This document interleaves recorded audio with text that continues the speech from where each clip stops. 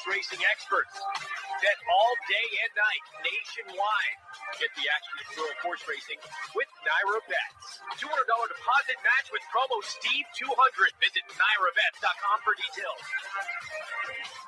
Horses power Virginia's economy, creating over 38,000 good, fulfilling jobs every year. Think about the farmers, the farriers, the feeders, the athletes, trainers, drivers, and jockeys, caretakers and landscapers, investors and interns, veterinarians, restaurant owners, restaurant workers, tour guides, trail guides, equine therapists, and so many more. Now that's horsepower. Virginia's economy wins with horses.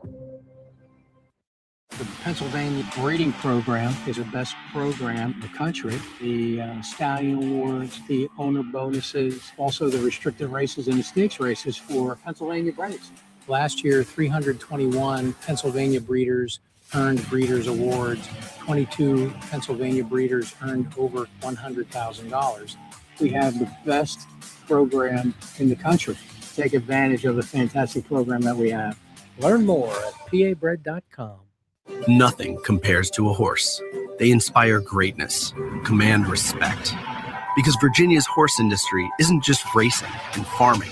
It's built on the skills, labors, and passions of dedicated people working in every industry throughout our state. Horses fuel the economy, create jobs, support thousands of families, and even make dreams come true. Virginia's economy wins with horses. Find out more at virginiahorseracing.com. Sirius XM Sports presents At the Races with Steve Byk. Horse racing, handicapping, interviews. This is At the Races with Steve Byk.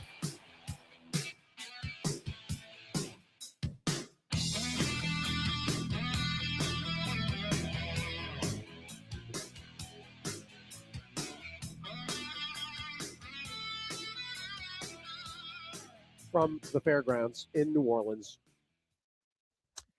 Friday the 13th, and RZA Star Day here tomorrow. Sirius 162, XM 207, Sports Zone 999. If you're listening to Sirius online, Sirius XM online, and at our website, stevebyk.com.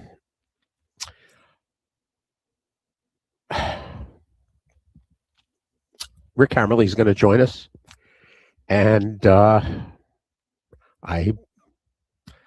can only tell you that the dread of having to start this morning with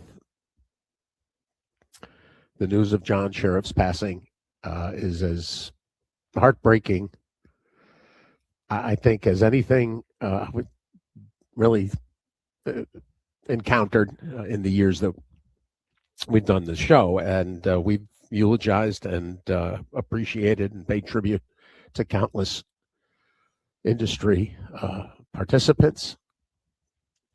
But this is as raw and just as brutal as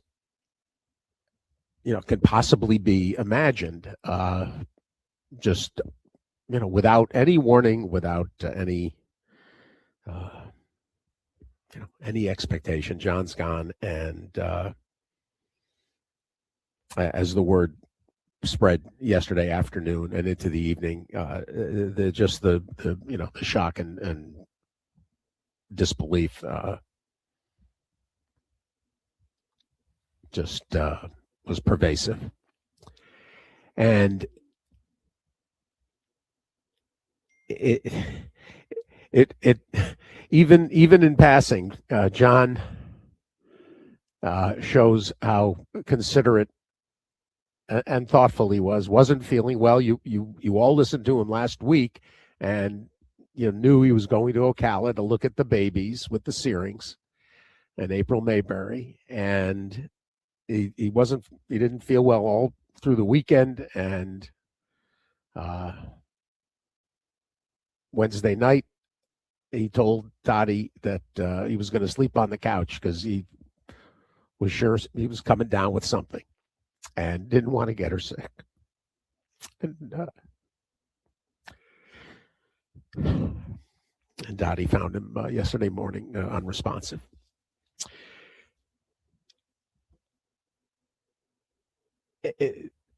It's really we're not going to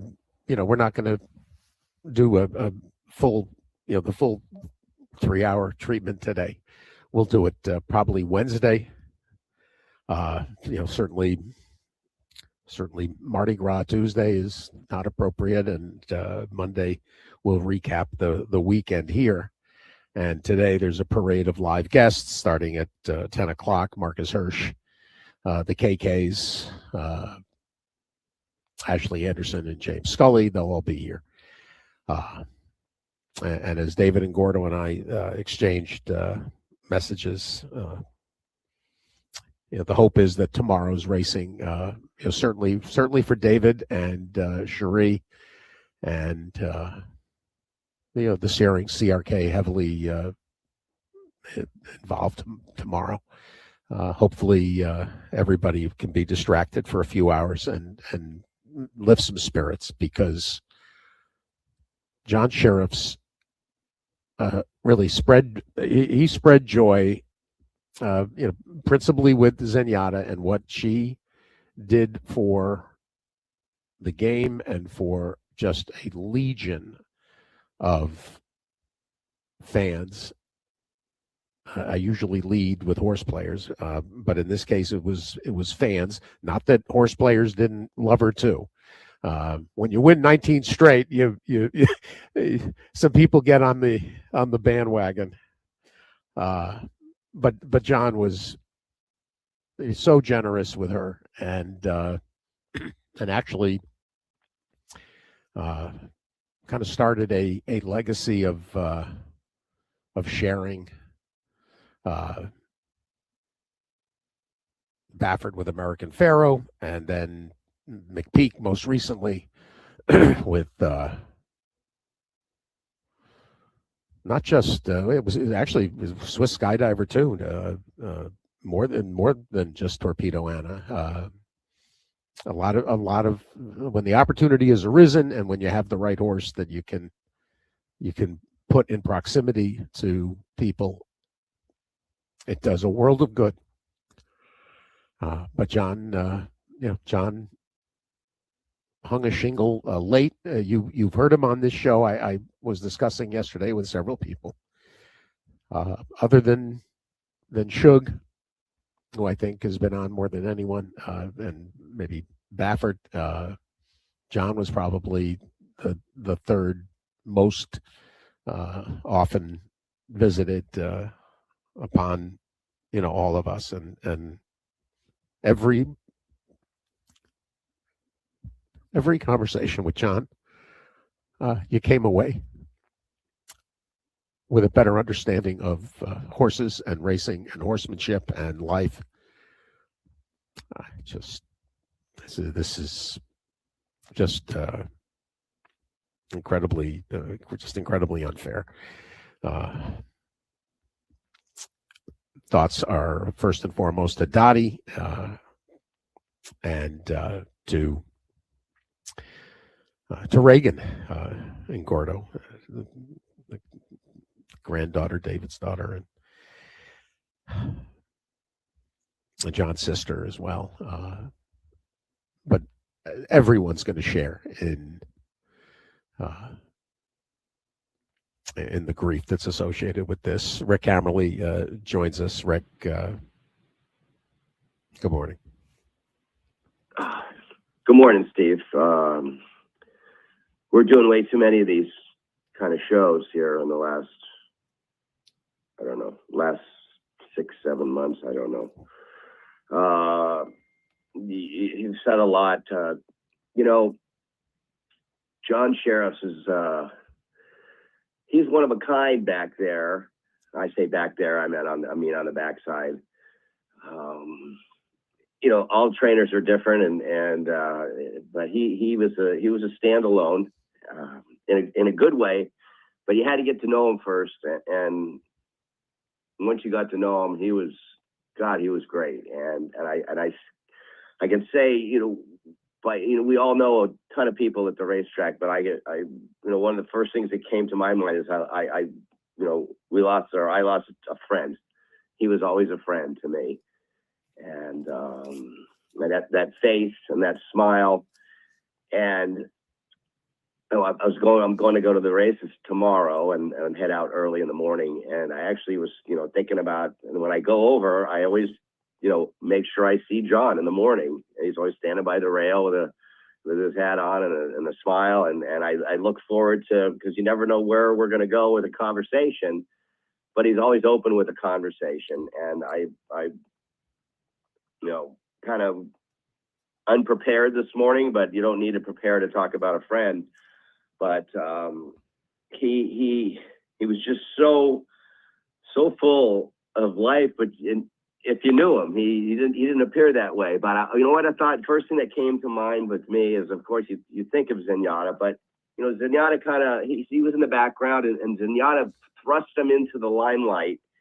And some people take it well, and some don't. But he just shined.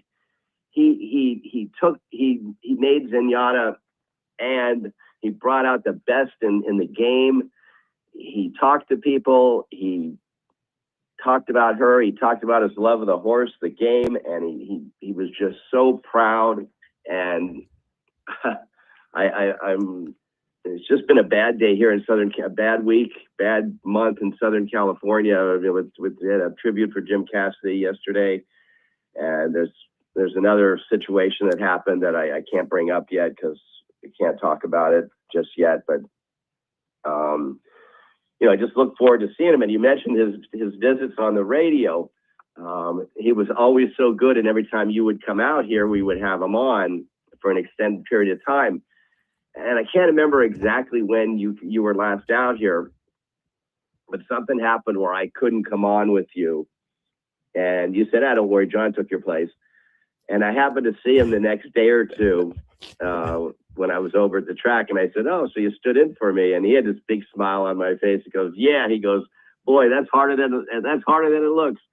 And, and I think that's maybe, one of the last two times that I saw him and talked to him. And, he just had that. I remember exactly where it was at the Gap.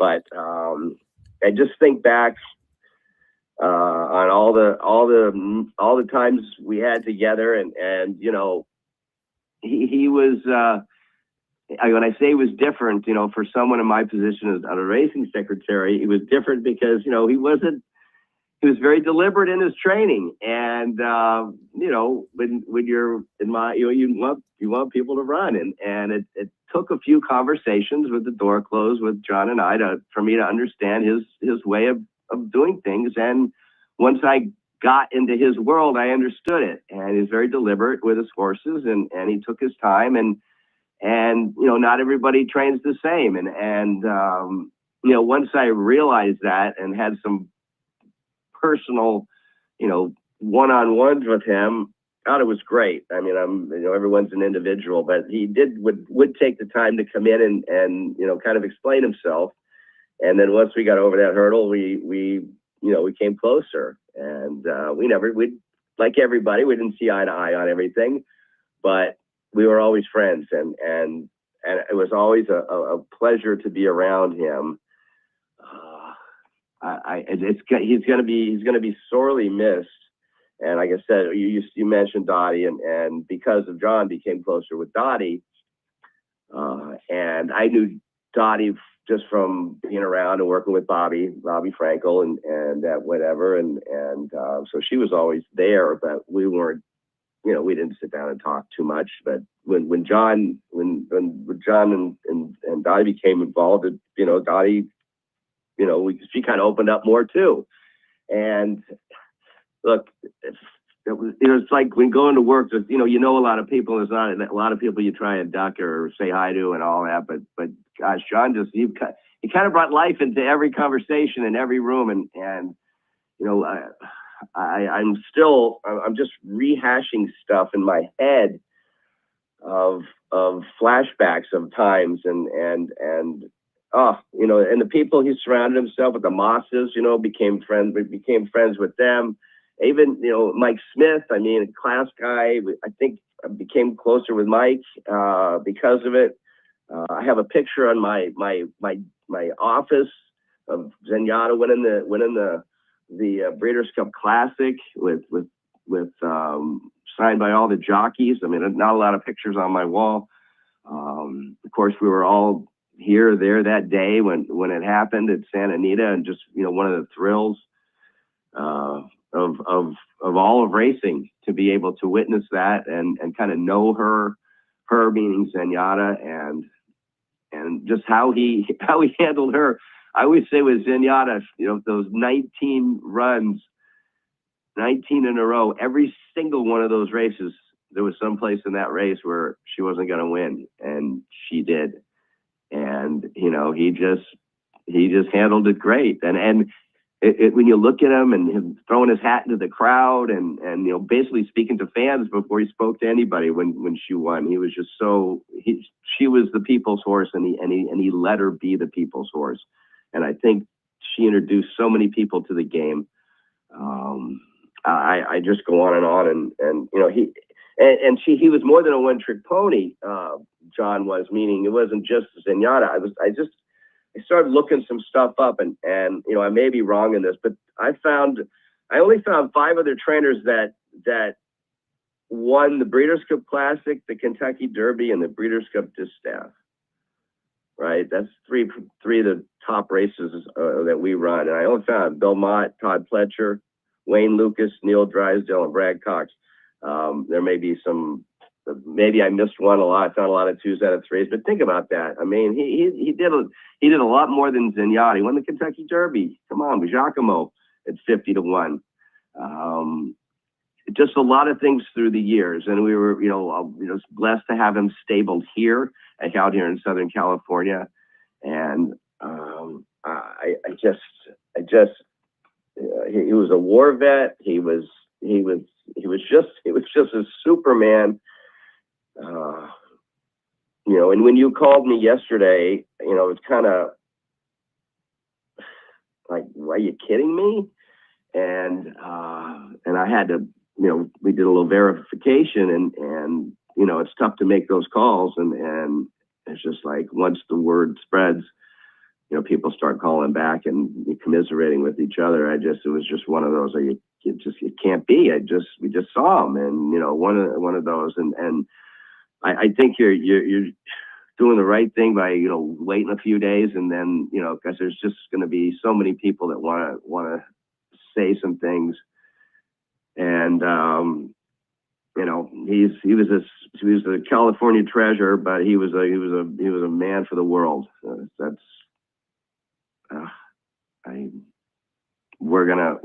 like I said, I'm gonna be over there tomorrow morning, and I'm obviously Santa Anita or Southern California Racing is gonna do something, and we're not sure when that's gonna be, but we will miss John Sheriffs.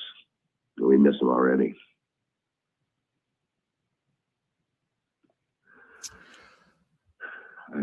You talk about people immediately.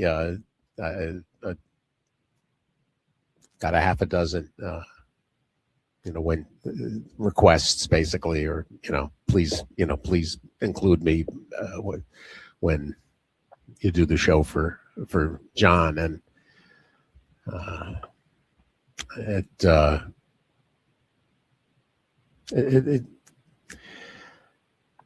it's one thing. Yesterday we got a few appreciations in on King Leatherbury, and it's kind of amazing actually when you think about that when you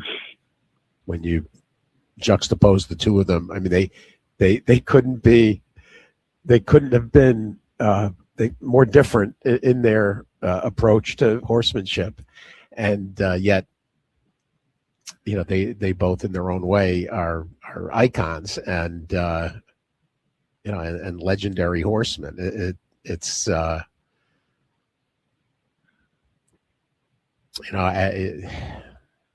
it's a very good juxtaposition, and it goes to show, and as I learned as being around the track and being in the position that I was, that you do need to take the time to get to know these horsemen or owners and jocks, but you need to take the time to get to know them as people, to understand where they're coming from and how they're doing their job. And like I said, you just John was a little different. He was a little more deliberate. Like I said, I took the time. I was so happy that, and it wasn't just with John, but I remember with him, I had we had to get to know each other a little bit, to understand each other. And you mentioned the King, Leatherberry, who we ran horses at Monmouth when I was back there, and got to didn't get to know them that well, but they are different. They're both iconic in their own way, and like you said, did things differently. And when you understand that everyone's not the same, they're not machines. They're have different ways of going about doing their job, but they can still be good people and iconic, as you said. It's a great comparison, if you want to call that, but did things still are did it to a long time, to a ripe old age, and are still looked upon as being at the top of their game. I know. Well, when we do a full bore show, there'll be so many stories, but my own introduction to John, and one of the reasons I think we ended up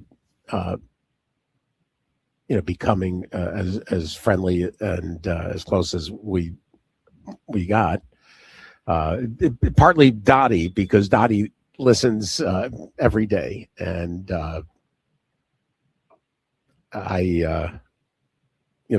she was really one of the first people that I started to hear from, back in like 2006, 7. And I first, I had noticed Sheriff's work with Hollywood Story. Everybody, probably has a horse, Zenyatta, obviously, and Giacomo, but for me, it was Hollywood Story. And, that was an era when John was synonymous with Hollywood Park. But it was what he did with Hollywood Story that caught my eye, and I took a real interest in him, and it actually partly had me prepared for when Giacomo showed up, and that Santa Anita Derby that was really at a time when I was starting to gain some following, and when I tied on to the show, and John I only found 27 dates of his visits, and the majority of them are lost.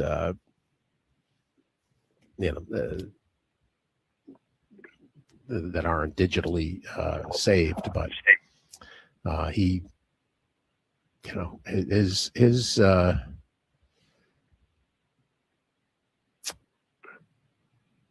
his recollections and the way in which he informed those that were interested of how he was preparing the horses, and as their careers unfolded, I know was invaluable to the audience, because it was invaluable to me. I just learned so much listening to John, and everyone did. He was such a historian of the game as well. Yeah. And about 10 years ago, I don't think it's 10, so if it's 10, let's see, we times it by half, so 15 years ago, we were having a conversation. He goes, "Oh, I got something for you." And he went somewhere, and he came back, and he gave me this book, Down the Stretch, by Frank Minke. It's a story of Matt Wynn. And he goes, "You got to read this book." He goes, "I know you like to read," and da-da-da-da. And I opened it up, and he had written in it, "Rick, the ship sailed, John Sheriffs." And I didn't get it until I read the book. And basically, you know, he's like, it's not like this anymore. And it's a fantastic book. Anybody, it's published in 1945. And he gave me a book, and I looked like, it was funny because it's got the Philadelphia, it's got a Philadelphia library stamp in it, right? I look at him, he goes, no, look, it says no longer property. It's a real deal. I didn't steal it. And I don't know where he got it, but fantastic book as it is, but it just goes to show, you know, how much he was a historian of the game, and stories not just of him and his stuff, but even earlier on. And I'm sure he learned from that, and he'd like to share. And part of his stories, I you know, kind of weird thing. He was such a storyteller. Some people have stories, but they don't tell them good. He has good stories, and he tells them well. And you know, it's like, who's ever going to be stable next to him up in the big racetrack in the sky he's got to learn a lot of things. I can tell you that. Wow. And you mentioned the first horse. I think, you know, he trained, I don't know, like in the 80s was kind of his start, right? I'm thinking. A little later, actually. I mean, we happened to have hit this when we had that conversation in December. I mean, he really only, I mean, he was 50 when he was 51 when he went out on his own with 505. Is that when it was? Because I know he trained for Navy and whatever, but there was a filly. He had another filly called Manistique. Manistique was his first big horse. Sure. Okay, so that's okay. That was I'm you know, kind of flashing back, but that's the first horse that, other than Zenyatta, that I would boom, that kind of went, okay, that guy, that's that guy, that Sheriff's guy. And, you know, one of the, you know, this stuff just comes flooding back as we're talking. And I always would laugh, because when I would take an entry from him, Sheriffs, right? How do you spell sheriff, right? Well, you don't spell it the way you spell his name. And so, I literally study, because one of the things when I write, I can misspell a word, but I hate misspelling people's names. It's just one of my things. And, you know, and pronouncing them wrong. It just bothers me. So I've never taken the time. So guess what? If I ever had to write, you know, some sheriff's name down, guess what? It's going to be spelled differently. The I and the E are switched, so it's Shirreffs. I mean, I can write that down like crazy now. And I just remember, you know, every time he did, I put Shirreffs. That's how I spell sheriffs, and that's how I'm always going to spell the word sheriff. But he would come in, and you know, we had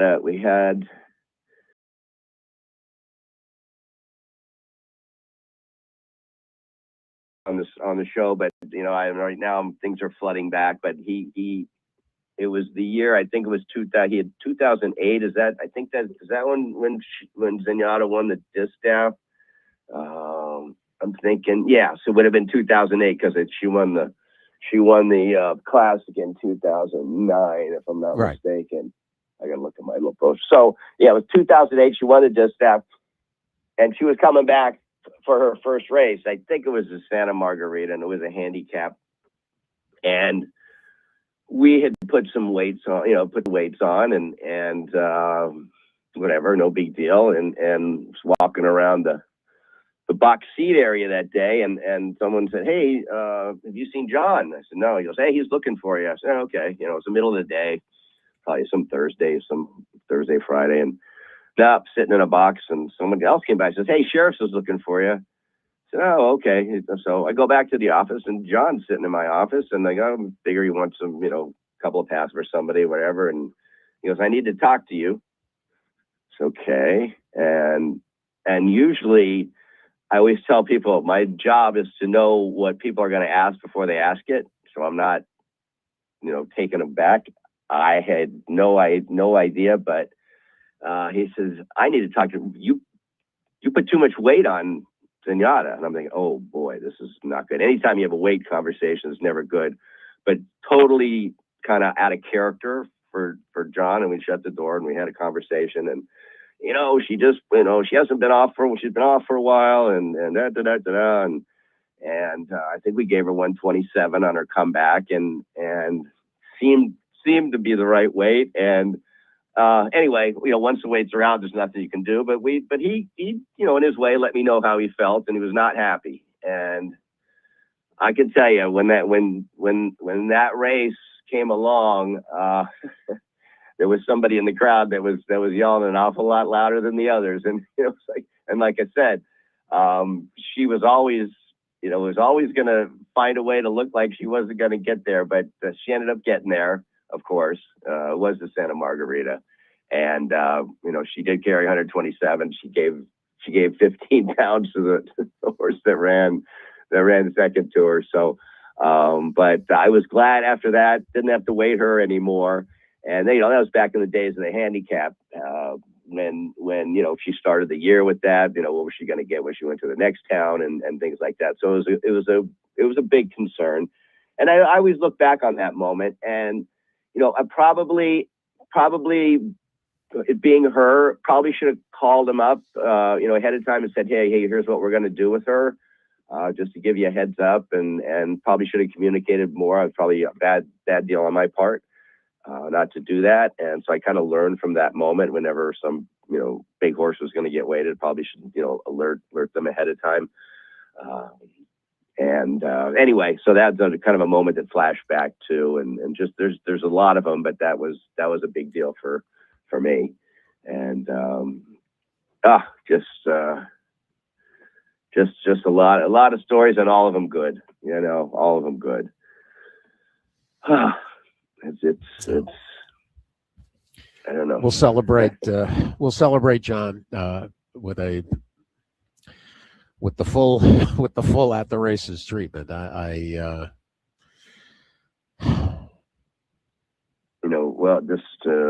Well deserved. And I went back and during the time, like I said, John was a very deliberate trainer, and ran his horses when they were ready. That's it. If there was, we wanted to, certain race was in the book, and thought about running, and we called him, you're going to wait for the next one. And he waited for the next one. It wasn't any big deal. I one of the first people I called to talk about was Brian Beach. Excuse me. And I didn't realize it at the time. Brian, as a agent, had many riders, Victor Espinosa during his run, and has Kamara right now, Kazuki. And I didn't realize that he rode his last winter, which was like Westwood, I believe. Yep. So when I talked to Brian, and he was telling me how he went by the barn the other day, was giving us stake money to the groom and the barn help, and it was just because he would do a lot of stuff with John, and entry time would come, and I'd call Brian, and just Sheriff's going in that race, and let me go see, and eventually come back, and he's gonna wait for the next one, and we'd get a little darn, and Brian would go, darn, now I gotta try to get on another horse, and just all these little flashbacks that would just start around him and his idiosyncrasies and how he did things. But those years when he had Zenyatta, he ran his stable like he always did, but she was the star, and she, he would come in and just talk about what she did that day, or that week, and what he had planned. And if you look at her career, he did the right thing by her. He took her around and showed her to the people, and you don't have, it's not something that you have to do, but it's just part of him, and part of part of her and part of the whole group. Like I said, the Mosses and Dottie involved and Mike. It just one crew and just did so much for the game, and we were just so happy. Every time you heard that name Zenyatta, just a smile came to everybody's face, and it didn't have to be that way, but it was because of the crew that she was around. And we hate to keep bringing Zenyatta up, but that was the headlight, and that was it. Some of us have others, other stories, but most people know Zenyatta, and that's fine. Because it was a good experience all the way around, all the way even till the end. I can think of two occasions where he had real frustration or disappointment, and one we actually laughed about this recently. I walked from the boxes down to the track with him when Baeza, fell short in the Santa Anita Derby, and he was absolutely inconsolable because he was convinced that there wasn't going to be enough points to get into Derby, and he badly wanted Baeza in the Derby, and he was. Really just inconsolable. And of course, it worked out. And I can remember being over by the stakes barns when barns 42 and 43 at Churchill were where the Derby horses and Oaks horses were. And I had I had a book that I think I gave him the book, and that he loved, like you said, he loved antiquities, photographs, and books, and anything about the game's history. And this was when he was going to bring Zenyatta back for her seasonal debut, and the weather had been bad, and he basically had made the decision that he was not going to run her. He did not want to bring her back on a sloppy track for her first start of the year, and he was stoic about that. But those are two occasions where he was less. And we stood by my car with the trunk open, because I remember sitting on the edge of the trunk and talk, because talking to John, one subject after another would flow, and it was one of his real. Well, having a 3-year-old, you win the Derby obviously with a 3-year-old, but Baeza was his, I think winning the Pennsylvania Derby he was so happy about that to kind of justify that, yes, I do have a very good horse here. And he showed it obviously by running, second and third and some of the bigger races, but winning that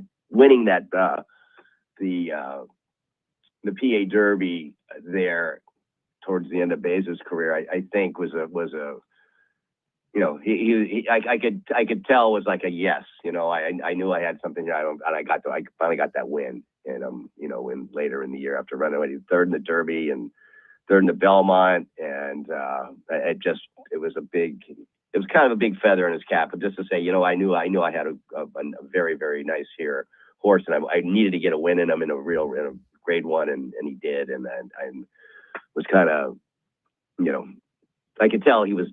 That really made his year that year, last year. But it never in the last half dozen visits that we saw each other in the mornings or the afternoons. It never sensed any difference in John and his attitude and his look on life. So it was was very, very shocked and taken aback by his passing. Hammer, thanks for answering the bell here, and I did not want to do this alone, and you were, of course, one of the candidates.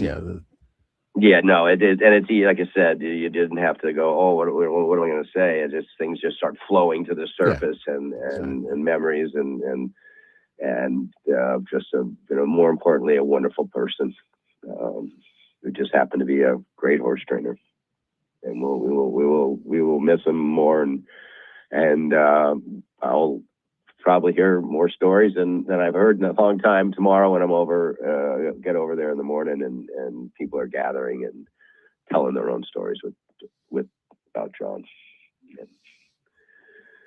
Oof. Yeah. Thanks, Rick.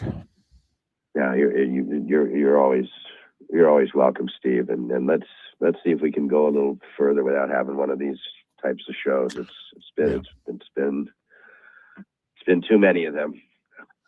Well, but you're the best at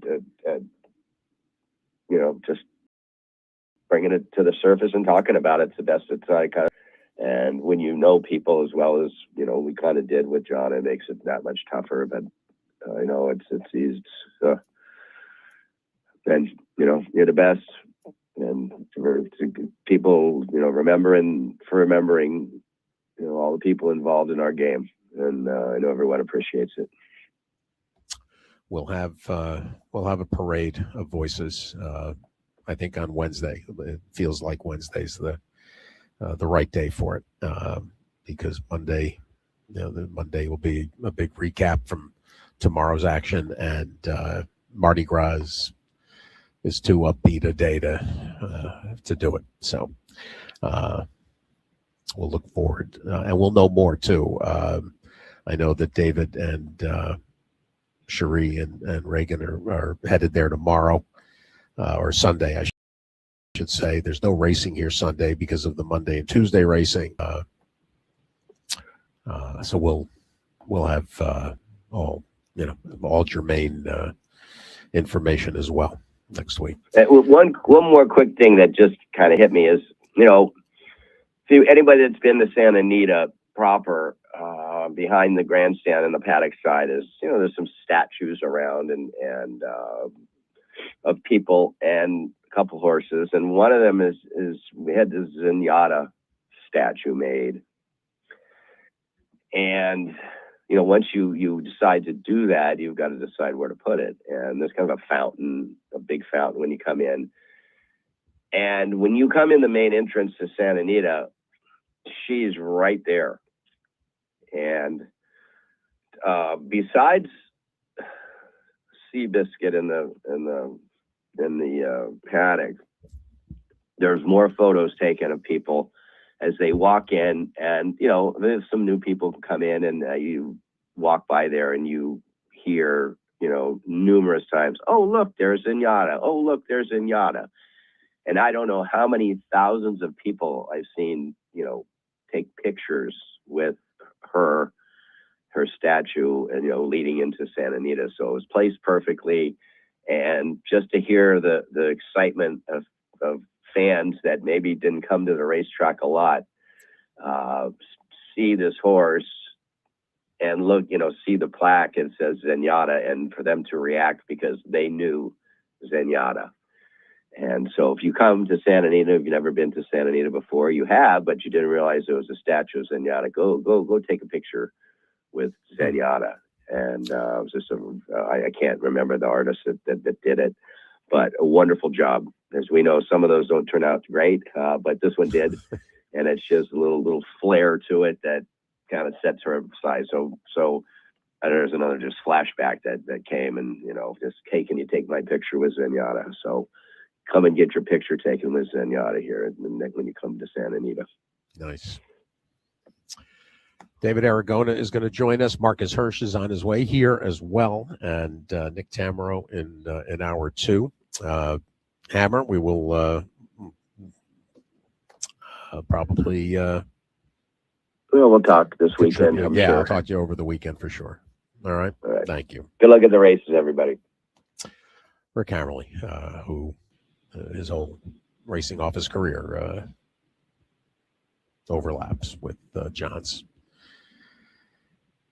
All of John's, and a lot of John's entries. Not, of course, Hollywood,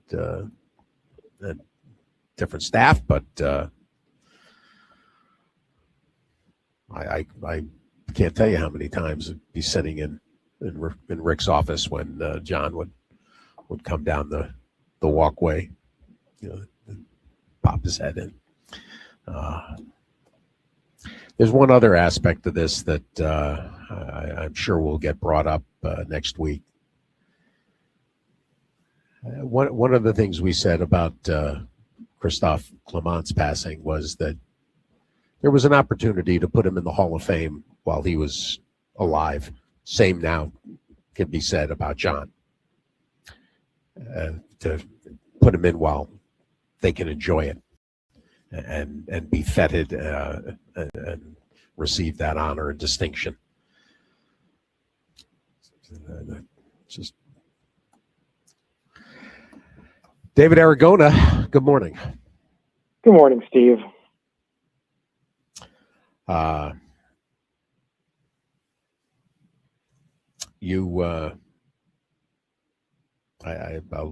invite a reflection if you have any appreciation that you want to share about John. I'll be brief. I never met John.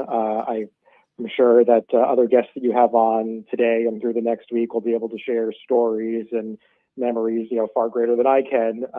But obviously, I was a fan of racing through the Zenyatta years, and just thinking back to that time, Zenyatta kind of is just the embodiment of his career, his philosophy to training, because a lot of trainers these days, it kind of feels like the horses come out like a factory, and just felt like John Shuris was the total opposite outlook to that. Every horse was an individual, and Zenyatta kind of encapsulated that, just the way that she had her quirks and the way that he allowed her to, show all of her personality to the fans. It's just his outlook to training. And he's going to be missed. It's hard when we lose, these giants of the game. You mentioned Christophe Clement last year. That was a hard one to take. This is another hard one to take. And it's just a sad time.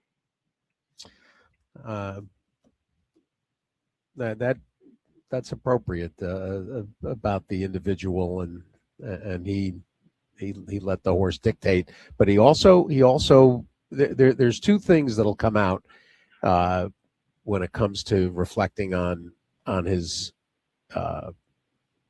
training abilities. And one is that at the beginning of his career, when he was training for 505, he was notorious for early winners. The last guy you would think. And if because that was clearly one of the things that one of their goals, they wanted to win early, and John could do that if need be. But then when when that was a private engagement with 505, when he became a public stable and was entrusted with the care and training of particularly of homebreds, his ability to let the horse dictate and the formative aspect he would react to, and that's how he won as many races as he did. Not that he piled up, I think, 700 wins.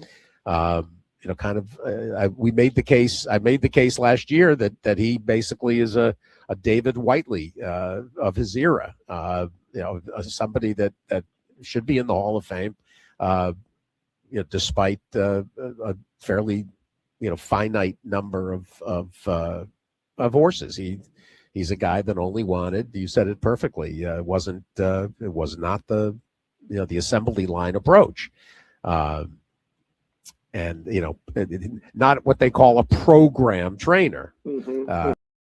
And I don't mean in the program. I mean a program of every horse gets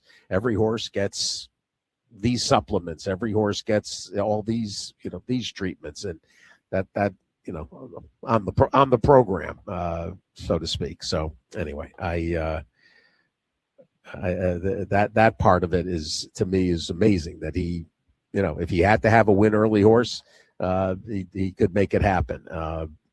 And when it came to the Derby, I mean, there's no more finite preparation for outfits than knowing you have to be ready for that date. And John was able to do that repeatedly and get horses that he thought would be ready. That is a testimony to him as well. That's why he was so upset about Baeza that day, that he didn't think Baeza was going to make the Derby, and he thought Baeza. Well, he's one of the outfits and groups of owners that only wanted to get to the Derby if they had a real chance to be impactful, and his record showed it for sure. Let's talk about getting to the Derby, and the 50-point races start here tomorrow. The Risen Star. Yeah, whoever wins this is going to be guaranteed a spot in the Derby starting gate as long as everything goes according to plan between now and then. It's an interesting field, Steve, because, I mean, you pull the past performances and you're kind of first struck by the fact that nobody's run that fast in this race. But, I mean, that's just kind of this 3-year-old crop. I mean, aside from Nearly, who, I mean, is obviously just towards the top of the list by virtue of having earned a couple of high 90s buyers, everybody else, there's a lot of potential among them. But you're still waiting for these horses to kind of step through that door to prove that they are good enough to be a major contender in the Derby. And I mean, there are several horses in this race that look like they've got that potential. They've got the pedigrees. They've shown promise. But they have to step it up on Saturday. And I mean, the horse is going to be the heavy favorite, Paladin. He's one of them. I mean, obviously the Remsen, it's starting to look like it's coming back. The race that we thought it was at the time before we saw that mediocre 85 buyer get assigned to it. But obviously Renegade came back to flatter that form. And Paladin certainly looked like the kind of horse that would develop into a top 3-year-old last year. But he's got to do it on Saturday. And, these horses that are coming off the slight break, making their 3-year-old debut, shipping to a new circuit, sometimes this is the time to take a shot against them. I think he's way the horse to beat. He's the most likely winner of this race, but I don't know how short a price I want to take on him. A fair assessment, and actually the same probably could be said about Bella Ballerina in the Rachel as well. The options are interesting, but especially because there's not a lot of speed in here, David. No, there's not. And that's one of the strengths of Paladin, is that he has tactical speed. I mean, he showed it in the Remsen. He drew a great post in that race, but he was able to get right into position. So you would imagine they don't want him on the lead, but he could be sitting in the pocket, right in behind the horses that look like they should be in front, Carson Street and Chip Honcho. But I agree. I mean, I don't think it's going to be some blazing pace.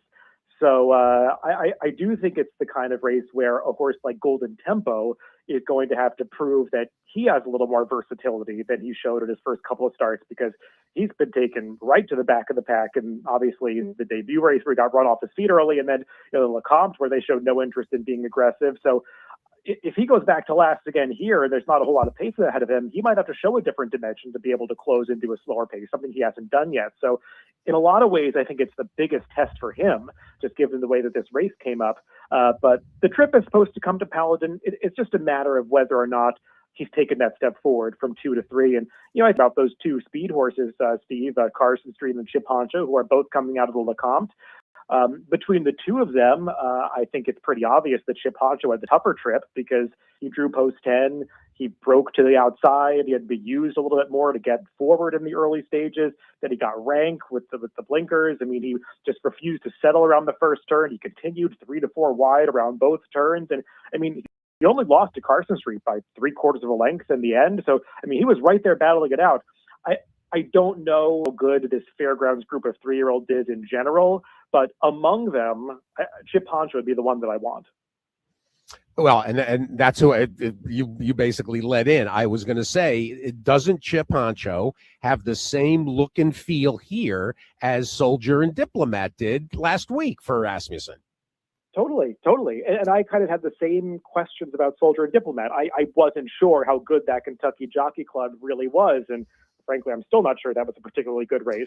But, I mean, of the horses coming out of there, he felt like the one you might want because he was the one that survived the pace. And Chip Honcho is the one, him and Carson Street are the two that kind of survived the pace in the Lecomte. Not that it was some blazing pace, but it was obviously coming apart at the end. And there looked like a few horses in there that were struggling to get the distance on that day. And Chip Honcho had some things working against him that he might not have against him here. Still, I don't know how good these horses are, Steve. I mean, they haven't run fast yet, and Chip Honcho has had several starts to take that step forward, and he hasn't done it. He's just kind of, been on this plateau basically since his career debut.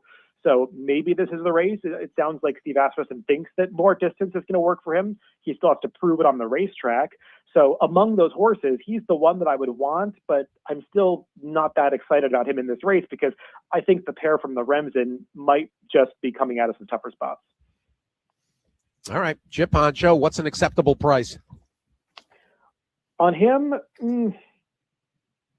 8-1. 8-1. Yeah, I'm not crazy about him, Steve. Okay. I'm saying of the fairgrounds horses, he's the one Right. I want. All right. But I prefer the two from the Remsen. I like Courting and Paladin. All right. You're going to get Courting. Steve, I also think Paladin's going to be 4-5 in this race or lower. So I'm kind of working under that assumption that maybe Golden Tempo is going to be 7-2, 4-1, but I think Paladin's going to take a lot of money in here. Well, isn't Courting going to be second choice? You don't think Golden Tempo is? I think Golden Tempo is second choice. I don't know. Maybe. Yeah. On the strength of the fig, I suppose. Courting is slow. I mean, I know that he has the pedigree behind him and the purchase price, and there's potential here, but he is the slowest horse in this race. Now, I'll tell you one thing. The Thorograph users, they're the same horse on the sheets. No, if you look at the time form US speed figures too, he's actually faster than Golden Tempo. So there you go. No, there are different ways to look at these races. I do like Courting. I don't want to go too short on him. I mean, I think even lower than 9-2 is probably an underlay on him. So we'll see what kind of price we get. But distance is supposed to work for him. And while I typically am not thrilled about these blinker changes because it feels like sometimes you're trying to put a Band-Aid on a bigger problem, he has been a horse that has looked like he's needed blinkers basically since his career debut. He just runs in spots. Even in that maiden victory where he led throughout, I mean, he just looked unfocused up front. And I mean, once, Johnny really got after him in the final eighth, he was galloping out so strongly. So, I mean, it does feel like there's more there than what he's shown in the afternoons thus far. But at some point, these horses have to put it together. And when you're in the barn of trainer Todd Pletcher, I mean, it's not supposed to take 4 or 5 starts to reach your maximum. So this is a make or break race for Courting. And I've seen him become like a popular pick in this race. So I'm wondering if maybe I'm not going to get the price that I want on him. But I do think that with the blinkers going on, and especially having drawn an outside post in a race with not a whole lot of speed, I think Johnny's going to try to get this horse forward, more forward than he was in the Remsen, where he got kind of squeezed back after the start. So I think he's going to be in that first or second flight of 3 or 4 horses, and that's how he's going to be able to sort of gallop these into the ground, going a distance that maybe some of these don't want. So from that perspective, I think you're going to see the gap between he and Paladin be significantly narrowed in this race.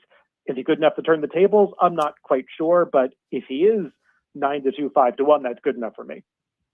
All right, Courting and a little Golden Tempo. This is probably a good juncture, too, to mention Dave Grenning yesterday confirmed a lot of suspicions, considering that Mesquite had not worked in 2 weeks, that something was amiss, and indeed suspected of a little soft tissue issue. And he's off to Dr. Bramlage for an examination. So yeah, it's too bad. I liked him. He looked like a work in progress. The horse had shown a lot of greenness early on, but it seemed like there was something there. But hopefully we get to find out in the second half of the year.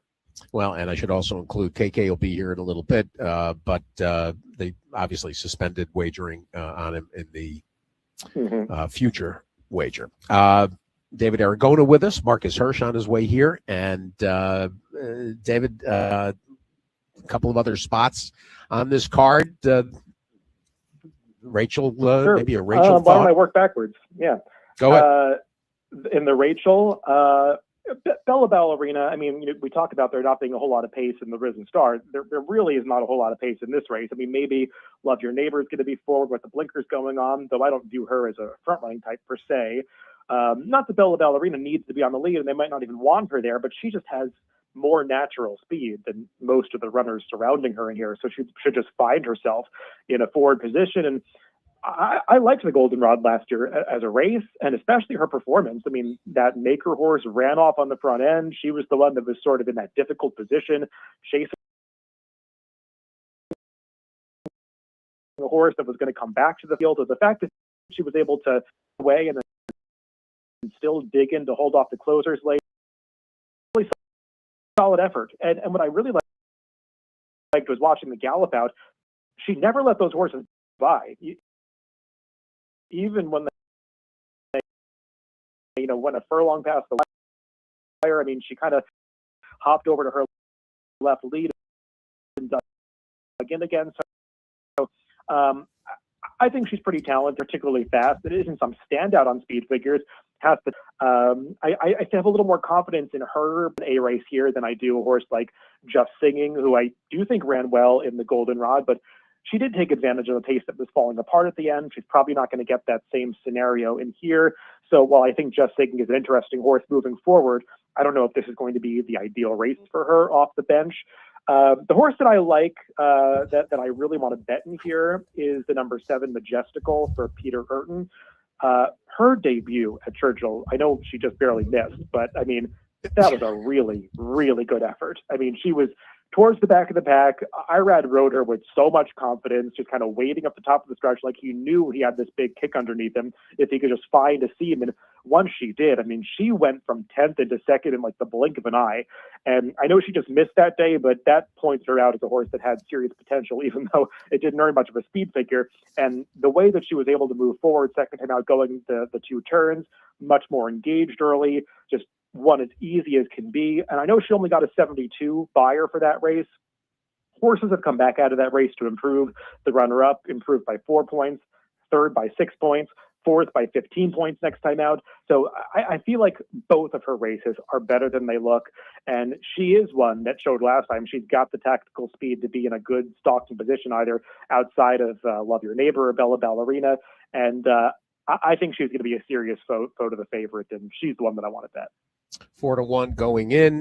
Ben Curtis takes over for Peter Urton, and as I mentioned, as part of the conversation of John Sheriff's CRK, the Searings have a big day. There's a few sets of connections that are well represented on this card. We should mention Dancing in Old Town is out of this. The DeSormo and Agrippina from Lindsay Schultz also not participating. So we're down to a 6-horse field in the Rachel Alexandra. And David, say hello to your frequent video companion at drf.com, Marcus Hirsch. Hello, David.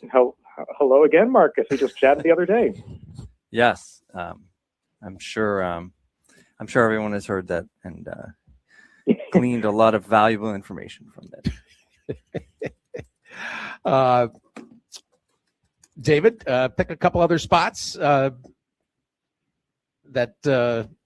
you expect to bet. Yeah, I mean, I'll just mention the 2 turf races in this sequence.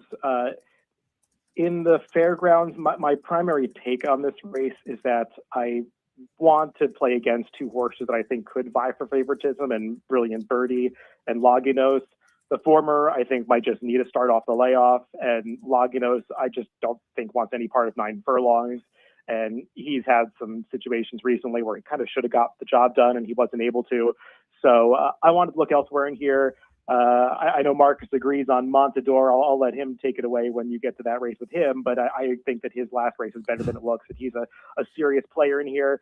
I wish I could trust that Capuna was going to run as well as he did last time, because he was much the best in the Bradley. It's just he's got to get the 9 furlongs here, and I can't say that I loved his prior turf races, but maybe he really has stepped forward for Norm Cassidy. So he's on my radar. And this is another race, Steve, where I just don't see a whole lot of speed in here. So I don't want to dismiss 2 horses that I think could be forward, one of which obviously is I'd Rather Be Blessed, who is always dangerous when he's allowed to get a lonely lead, and also the number 1 Sandpipes, who has gotten very good trips and hasn't quite been good enough in recent starts. But I would not be shocked if he just, jumps out of the rail gate and finds himself on the lead here. And he is not that far off some of the major contenders, and he is not going to be on a lot of handicappers' radars because he doesn't have anything that's kind of pointing to him. Like I said, I mean, he's gotten good trips and hasn't quite been good enough. But the way this race is going to play out, there are some horses where I don't think this is the ideal circumstance for them. So I'm not going to be surprised when Sandpipes really outruns his odds in here. And then in the race that kicks off this pick 5, the Al Stall Memorial, I really like Sweet Treasure. She just got the wrong trip last time. The start didn't work out. She stumbled. She was taken back after that. That's not the way that she wants to run. I thought her prior turf form was good, actually even better than the results would indicate. And she's supposed to get the trip that I thought was coming to her last time here, just kind of stalking in behind the speeds. And I believe that she could turn the tables on Medoro, and I was not thrilled with some of the newer faces that were lining up against her. Excellent. All right. So there's clear opinions on most of this pick 5. That Mineshaft is in the middle, and that's not the easiest group to decipher either. Yeah. Unless you think Hit Show. I'm not the biggest fan of Hit Show, but I think he's better than these horses. All right, that's fair. David, while I've got you, and with Marcus here as well, a quick assessment. Dave Grenning joined us yesterday to give us a quick Derby Watch look. Let's get your postscript on last week's 4 preps and the 4 winners. Including the Tampa maiden race. Yes, absolutely. Absolutely. We want to talk about Chad's horse, without a doubt, emerging market. Yeah, I mean, Renegade obviously is the one that I think is going to be on most people's radars as a serious threat moving forward, just given the form of the Remsen last year and how, I mean, he arguably got tougher trips than Paladin the both times that they faced each other. I mean, there was nothing behind him at Tampa, but I mean, he ran well and finished the way that you want to see a horse finish a race, that has some added ground coming to him. So he's definitely one of the top players at this point, and a 92 buyer is not going to get it done later on, but you just look at the landscape. Nobody's running that fast at the moment. So he definitely is one of the ones at this point in time. The other preps, the Lewis, I feel like I want to see more from these horses. Plutarch is a horse that I've liked, but I did think he fell into a very good trip last weekend. The same for Intrepido, whereas some of those in behind, I mean, not that I want to make a ton of excuses for Desert Gate, but I can't imagine that was the trip that they expected for him. And I do think that Secured Freedom is a horse that's going to keep getting better with added ground. And he was just hung wide around both turns. So I'm intrigued to see what he does moving forward. I still don't know how good I think that whole group of horses is, but I'm intrigued to see more from them. The Withers, the track bias at Aqueduct is just messing up every race. So I don't have too many thoughts on that one. And the Southwest, I mean, Silent Tactic, he finished well. It felt like there were quite a few horses behind him that just really don't want to go 2 turns. All right. How about Marcus? I like the Lewis, I think. I mean, because I agree, David, that it was not I don't love any of the horses there, but there's not that many lovable horses yet.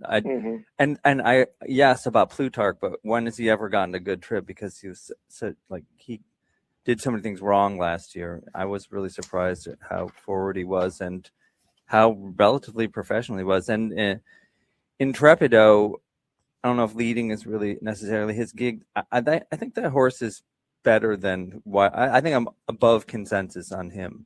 I threw out his Breeders' Cup, and He overcame trouble last year. I thought it looked like he'd matured. I don't mind those horses. I don't like the Oaklawn race at all, personally. All right. There it is. A little Derby watch thrown in. Well, I'm not a Derby watcher. I'm Derby watch adjacent. Although you'd be, as I said to David last week and to Dave Grenning, you'd be good with the pithy back and forth comments. Maybe I should just do it on my own. Just have my own separate side gig. But you need a provocateur too. Well, you're the provocateur. No, my own provocateur. That's the whole shtick.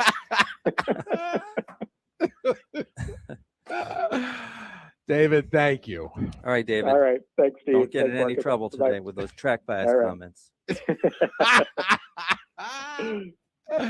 That's pretty good. David Aragon, everybody. Horse to watch. No one works harder. No one does more research.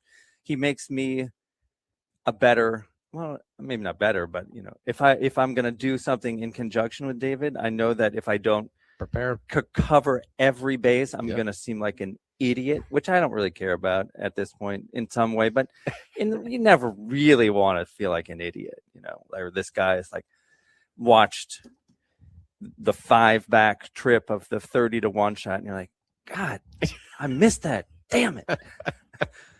It's true. It's true. Well, listen, that's a defining characteristic of so many of the correspondents. In fact,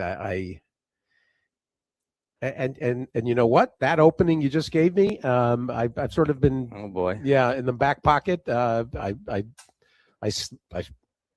stuck in a riff yesterday, a pet, one of those little peeves. Oh boy. Somebody who knows better took a bizarre shot at the paper, and about what it costs. Oh, and it I mean, I thought everyone was over that by now. I mean, not everyone. Also, what does everything cost these days? Every time you buy anything, don't you just have to tell yourself, well, I'm not going to get upset about this because I would just spend my entire life being upset. Probably. Because they're trying to kill us. What bothers me, the suggestion was made that the mechanics of Formulator, that there's no cost associated. So why are PPs this price? I guess somehow it escapes. Somehow maybe the news didn't get to Portugal that in fact there's all these correspondents in the field that are reporting, and the fact that that you and Steve Anderson and Dave Grenning and Mike and Ron Gearkink and everybody else need to get compensated as employees, not to mention the Lonnie Goldfetters of the world. Right. Well, it's a company. It's bizarre that this is somehow has escaped understanding, comprehension of people that there's that it's a newspaper. Sure, but were they talking about just the data, or were they talking about the entire enterprise? About what? But were they talking about it in the sense of why am I paying for these PPs? I mean, how expensive? I don't know what a Formulator subscription is. I mean, it takes maintenance to keep that up. I think Formulator, there are some parts of the racing form that I like better than others. Formulator is a true asset. I mean, Formulator, if we all were on board if people work together instead of against each other, and I get that there's competition, but it's there's competition between different sectors that aren't necessarily competitive. Like when DRF bets was more of a thing, and kind of, thank goodness it's not in a lot of ways, but being able to look at Formulator and then have DRF ticket maker make your tickets, make a complicated grid ticket, and then just push a button and have it all flow right into the betting platform. I don't think people even realized you could do that for the most part. I mean, DRF has come up with a lot of good things. If you're talking about, I know for years, obviously there's been a lot of loud voices talking about free data, and I actually get that. And it's like casinos comping drinks. If you can afford to do so, do so. But that's not the way that this whole institution is set up right now. I mean, if there were an entity that had the wherewithal, the desire, and the resources to provide excellent free data and it benefited the customer and the sport writ large, that would be great. I don't see that right now. And as currently constituted, I think if you don't think the racing form has a place in the landscape, you're going to be losing a kind of a pillar of what's available. Because how many now outside of the free data, if you're talking about human resources, how many entities have boots on the ground at this point? How many newspapers have turf writers? How many people actually are peering at all behind the curtain in any way? And I mean that as far as like reportage and talking about 100%. Things that are actually going on, and also just giving more insights than, the tracks put out notes and stuff, but often, those are track notes. It's a little bit different. They don't want to ask as many questions, maybe. They don't want to get as in depth.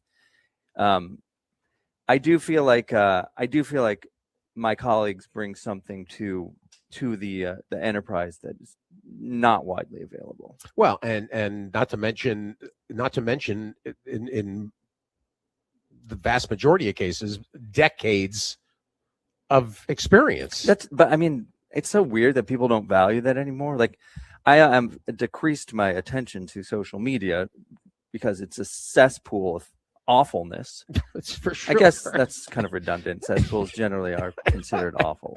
I'm not a big cesspool guy. Let me put it that way. We prefer tidal pools. I do like tidal pools. I love a good tidal pool with sea creatures. Can't beat it. But I just noticed that, and I'm really not that high in my own supply, but like you're trying to tell me things, like you're like coming back at me like I haven't been doing this for 23 years. I mean, even with just a few brain cells, you're just going to absorb enough. I don't know. There's this I think it's a general societal thing, maybe more than one society, where there's this anti-expertise movement where you're not supposed, like, immediately don't trust the quote unquote experts because they don't know what they're talking about. And I'm definitely a democratic person in favor of people thinking for themselves and questioning, but like the idea that you like watch races on the weekends and you're going to try to explain to me how I'm not understanding something, I'm like, you don't understand. I've put in 1 billion hours.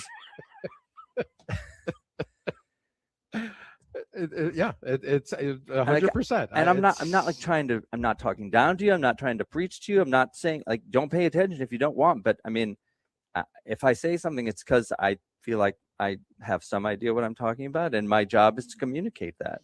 Well, we somehow have found ourselves at our advanced, at least my advanced age, 66. Go ahead, I'm advanced. We're literally moving backwards when it comes to everything. Seemingly, at least this country, when it comes to scientific study and accepted accepted science. I've never seen anything like it. And I mean, it's a weird conversation, a way to be having in this context about horse racing, but I do think it permeates. I really 100%. do. I really do. There's this, and there are all these surges and speaking of tides throughout history of waves of different feeling, and we're just in this moment now where, because things got, we're not going to get into my thoughts about why, but there is this wave of you're not supposed to trust anyone. If they tell you something from a position of authority, then your response is you don't know what you're talking about. It's just incredible. Prove it. Yeah, exactly. I mean, I literally. Do you remember the shot you would get at school when we were in grade school? It was like a thumbtack with the four prongs. Sure. And right, and the fact that there's that's why you are the way you are now, Steve. I think you probably don't realize that. I mean, you would be much less crazy, much healthier now if you hadn't got that terrible shot to keep you from getting a disease. How do you not see that? You're right. And to think that I missed a chance, diphtheria or Measles. or measles. I mean, I always wanted Well, to the have one measles. scarlet fever. Scarlet fever. I would look okay. so good with that Let's rouge. Let's do a top 5 diseases we missed out on because of vaccines. We can get Whooping back to cough. that next week. Whooping cough. Whooping How cough. much fun would that be? It's like a whooping crane. I love cranes. Cranes are amazing, and just makes me think of that. I don't think you even notice that you're super sick. You're just thinking of this grand bird. That is great. You just lost like your audience. No, you know? no, I don't. You've already lost them. Listen, you're down to the. You're down. Yes, I have. Luckily, knock on wood. I think. Okay. We Your got people mostly, are your people. Yes. Are we done? Great to see you. Yeah. Do you want a John Sheriff's riff? I have nothing. No experience. No experience with John. Not more than cursory. I mean, obviously, rest in peace. I didn't. It's because he was not on my circuit, and when he had the Derby horses, I wasn't around the Derby quite as much, and blah blah blah. So I had cause to talk to him several times, but not in depth. And although I did just read some quotes from him in an old story, but clearly from all appearances, a gentle, kind, and fine human being. 100%. And I think more than anything, more than the professional part of it, even. And I'm sure you saw more than I do, and know personally about more than I do. Just, a life lived where people come off generally thinking that you were kind and generous. That's kind of all you can hope for in the end. 100%. 100%. And everyone will wish that they had more time with him, because this came without warning. Marcus, some top line thoughts on this card? Well, I mean, I'm sure you've got it like from a million people. I don't. Not really. I probably don't have anything to add. I don't know. You're the lead correspondent. It doesn't mean I have anything to add. Just ask the internet. Well, you've only had 23 years experience. If that's what it is, I don't even know anymore. David talked about courting, I'm sure, right? He did, and that's my pick too. Interesting. All right, let me pull up. I have not looked at your analysis. Okay. Mostly, I like courting a lot. I mean, I like Paladin. I like Golden Tempo. I like all those horses. Golden Tempo is the least likely of the three to me. I wouldn't be shocked if he took a step forward, which he'll need to. But I think Chip Honcho is okay. He said the trips, but this is just like trying to not break well and close and beat Paladin is going to be something different for Golden Tempo. Paladin 100% the horse to beat. I don't know. I mean, I was kind of blown away watching his couple works that were on video. He looks like, to me, a real horse. Yeah. But courting, I liked last year. Well, I mean, he's just my kind of horse. Big, classic looking horse. Supposed to be a Derby kind of horse.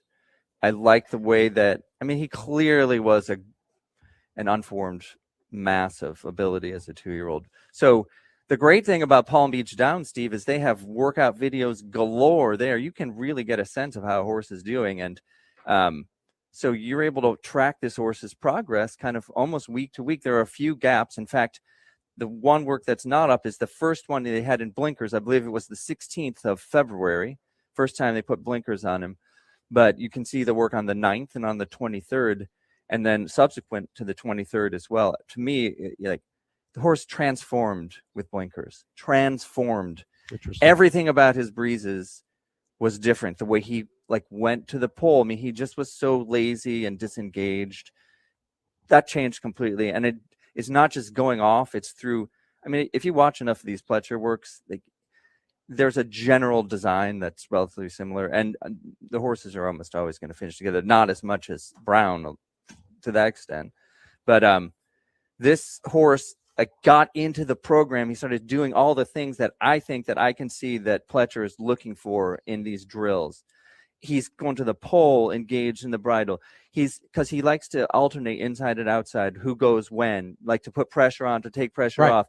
And everything that he wanted this horse to do, he started doing well and like with a really engaged sort of focus and working good too. And also, you know, he said he gained weight, which is really crazy because he's lost he's not as bulky as he was. I think he lost his baby fat and put on muscle.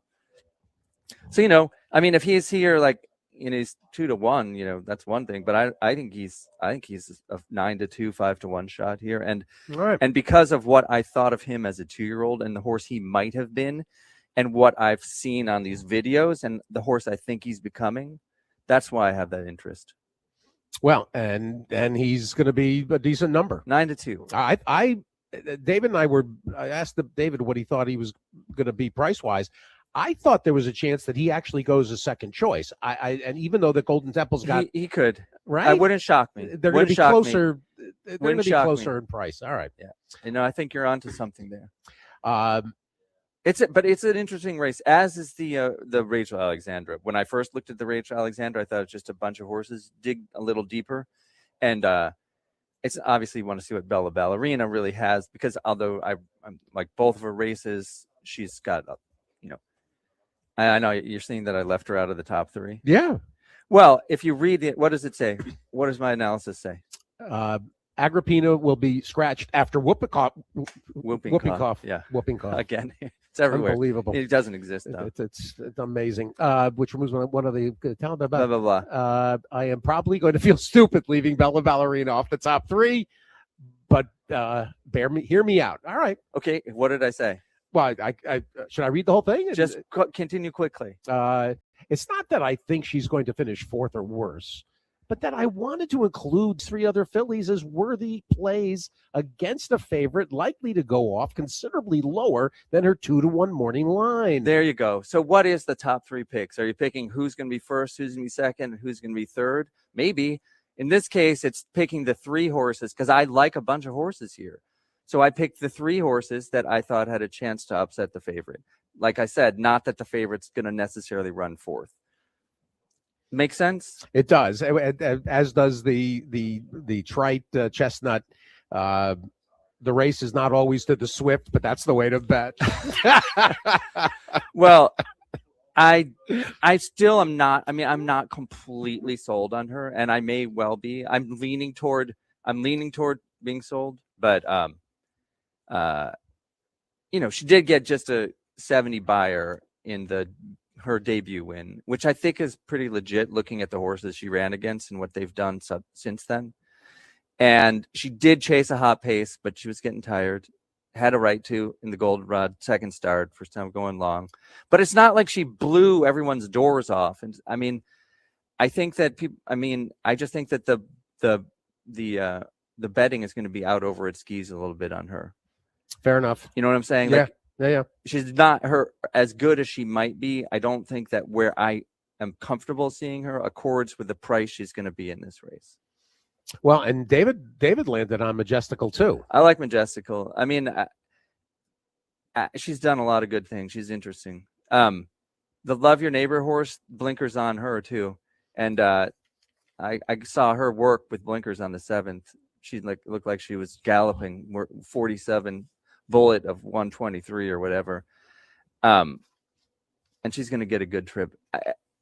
What I'm saying is I think Bella Ballerina is the most likely winner, but after, you know, going a little deeper into the horses, there are some interesting horses there that could turn out pretty good. I thought the rail horse is Kent Sweezy's. Yeah, I like that horse. Yeah.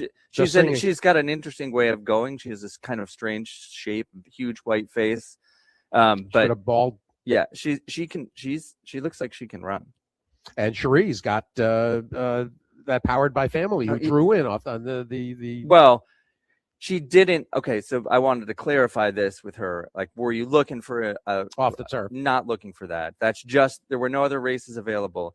And guess what? You know, the horse that she beat was also a MTO. It's a spendthrift, yes. Al Stahl, $700,000 into Mischief that they liked. Yep. So it's not like she beat some floundering turf horse. Her problem is she seems to be mentally / psychologically challenged so far. She breaks really bad. if you look at all of her works, DeVoe kept her at Keeneland for quite a while. Didn't want to like ship her right away. It just, to me, like it looks like a horse who's taken a lot of work, and the worst thing is her breaks. She's a terrible gait horse, and I don't think that she continued to do that. But legit impressive sustained run over a runner-up that might be okay. I can tell you where that comes from. That comes from the female family, that the daughter of Empire Maker. Guaranteed that when I saw a Constitution out of an Empire Maker mare the other day, I'm like, wow, that could be an adventure. Well, in fact, Love Your Neighbors is a Constitution filly. She's not complicated at all. She's my reports that I get is she's an absolute dream to be around.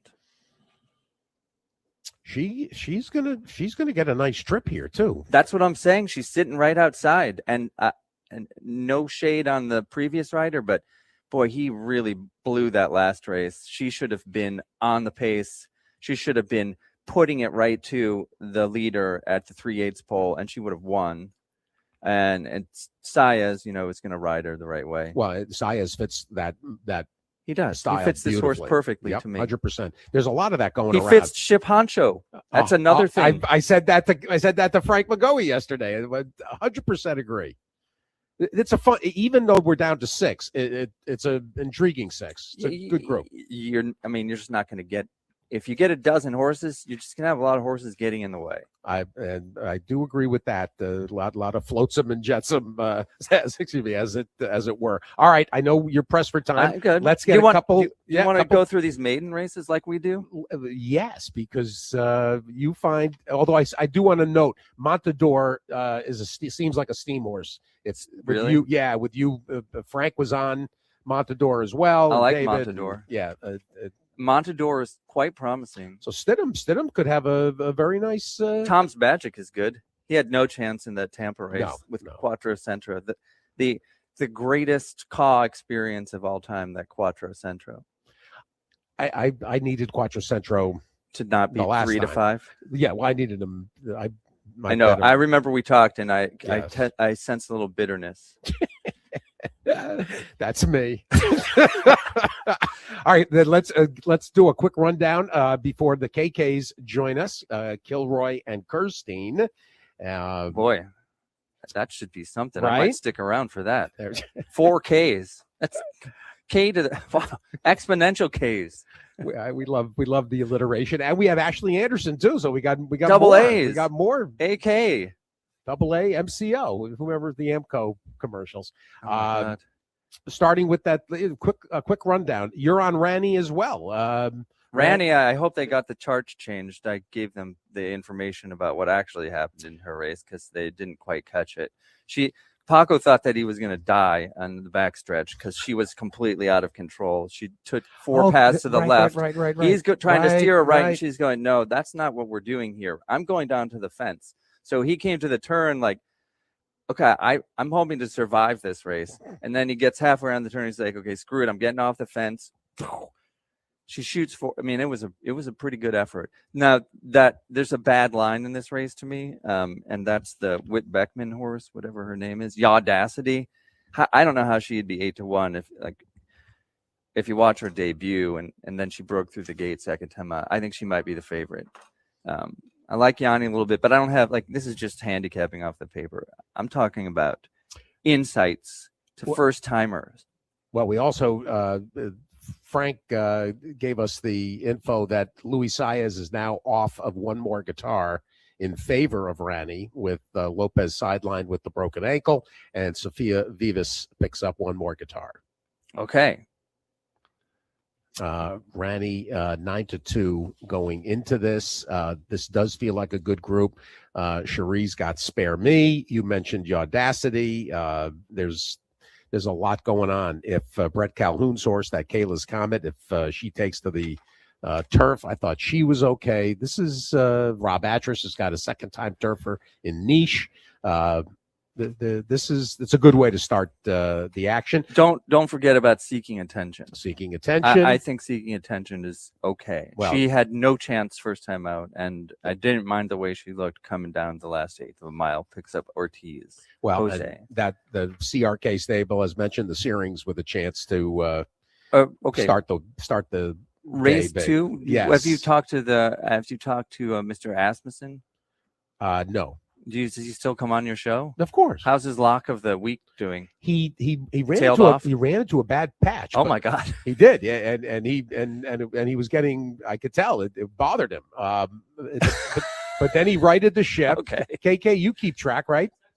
Right? Huh? All right. Tell him we're on the air.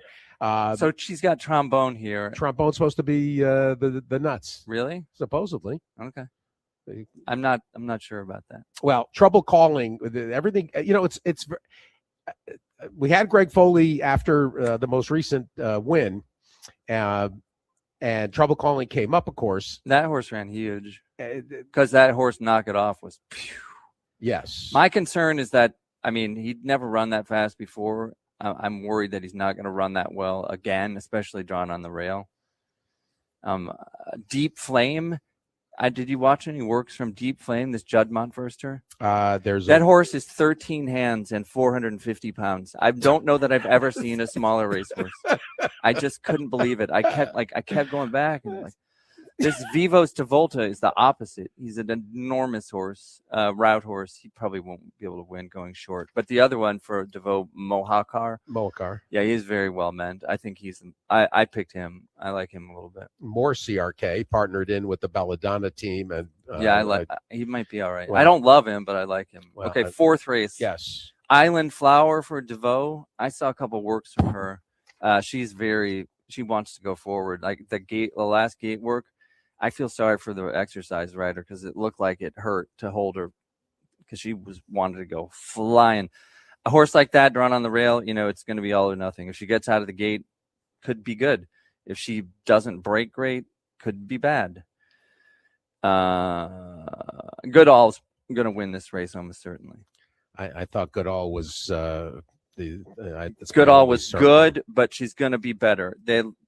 Paul McGee, I think with good reason, likes these walls have ears drawn on the rail. A full field was not prepped to win first out. She will outrun her odds as well. We got the 911 or the 411 on Preston Ferris, the former Steve Flint assistant. So where is Steve?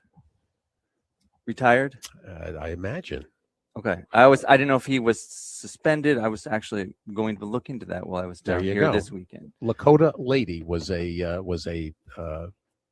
interest of McGoey's in here. Nice. All right. I don't know much about the fifth other than fifth is Prima Donna as a her sister is some really good horse. There's plenty of there is plenty of that going on. I think she's going to need a race. This is the sibling of Princess Grace. Grace, correct. And Catnip. Yes, good horses. The late Catnip, rest in peace. Sonare was, I like that horse quite a bit. Probably not 8-1. Maybe. That horse ran very encouragingly. But I don't have too much more on that one. And then we're running out of races here. The seventh? Seventh is the last of the maidens. What do we got in the seventh? Marauder and Kells. Marauder. Mixed reports there. Interesting. I liked his race pretty well, but mixed reports there. Double Entendre was always intended for this stretch out. Gave him the sprint, as you can see. I think he should be. He should perform well. I actually believe I picked Double Entendre to win this race. Double Entendre is working with right. I can't remember. She has so many horses. I get them all mixed up. It's the workmate of Golden Temple. Yes. Golden Tempo. Yes. Royal Seal. I know. I've heard he may be the largest thoroughbred on the backstretch. Giant horse. And that is my sparse information. I made a game plan play out of the Al Stall. I suppose I should make mention of that. Go ahead. David said David Aragona mentioned he was not keen on anyone else in the stall. I'm quite keen on Expensive Queen for Brendan Walsh. That was an option of Frank's. Oh yeah. Well, I mean, there are no work videos after her comeback race, and she was working, to my eye, great on the turf. And I thought her Keeneland race, and she's just a handicapper overseas. Her Keeneland race was extraordinary. Her, to the extent that they sent her to California for a grade one off of one other than, I don't believe it was the competition that got her beat there. And if it was no Lasix, well, she gets Lasix here. But the trainer said she was struggling with some foot issues throughout that period, and things just weren't going right for her. Cool. Got plenty of time off, beat a decent horse very well last time. I think she's capable of taking down the very solid Medoro, who you know, she ran outside California the first time and ran a solid race. Marcus Hirsch, everybody, DRF Hirsch. That's me. Thank you. Social media. Why don't you know what? Where's get the other KK? I'll take a picture of. No one wants to be photographed with me. All right, then you know what else? Actually, you know what? That can hurt your reputation. I'm going to use. I'll use the always popular photo of you and Mrs. Hirsch. She said hi. It's not. She didn't take my name though. Scherson. I wouldn't have taken my name either. Steve Hirsch. You can't. That's too blunt. She needed 2 syllables, and she was right about that. She's a poet as well. She has a good sense for language. Is there somewhere her work can be gleaned by listeners? No, she hasn't written much recently because she's too busy saving babies. She published. Yeah, she had a couple of poems published back in the dark ages. Gutenberg Press or whatever it is. I'm 1 for 1 in publishing creative writing. 1 submission. 1 publication. Just like handicapping contests, also 1 for 1. When did you what contest did you win? It was a Turfway Park contest in about 2001.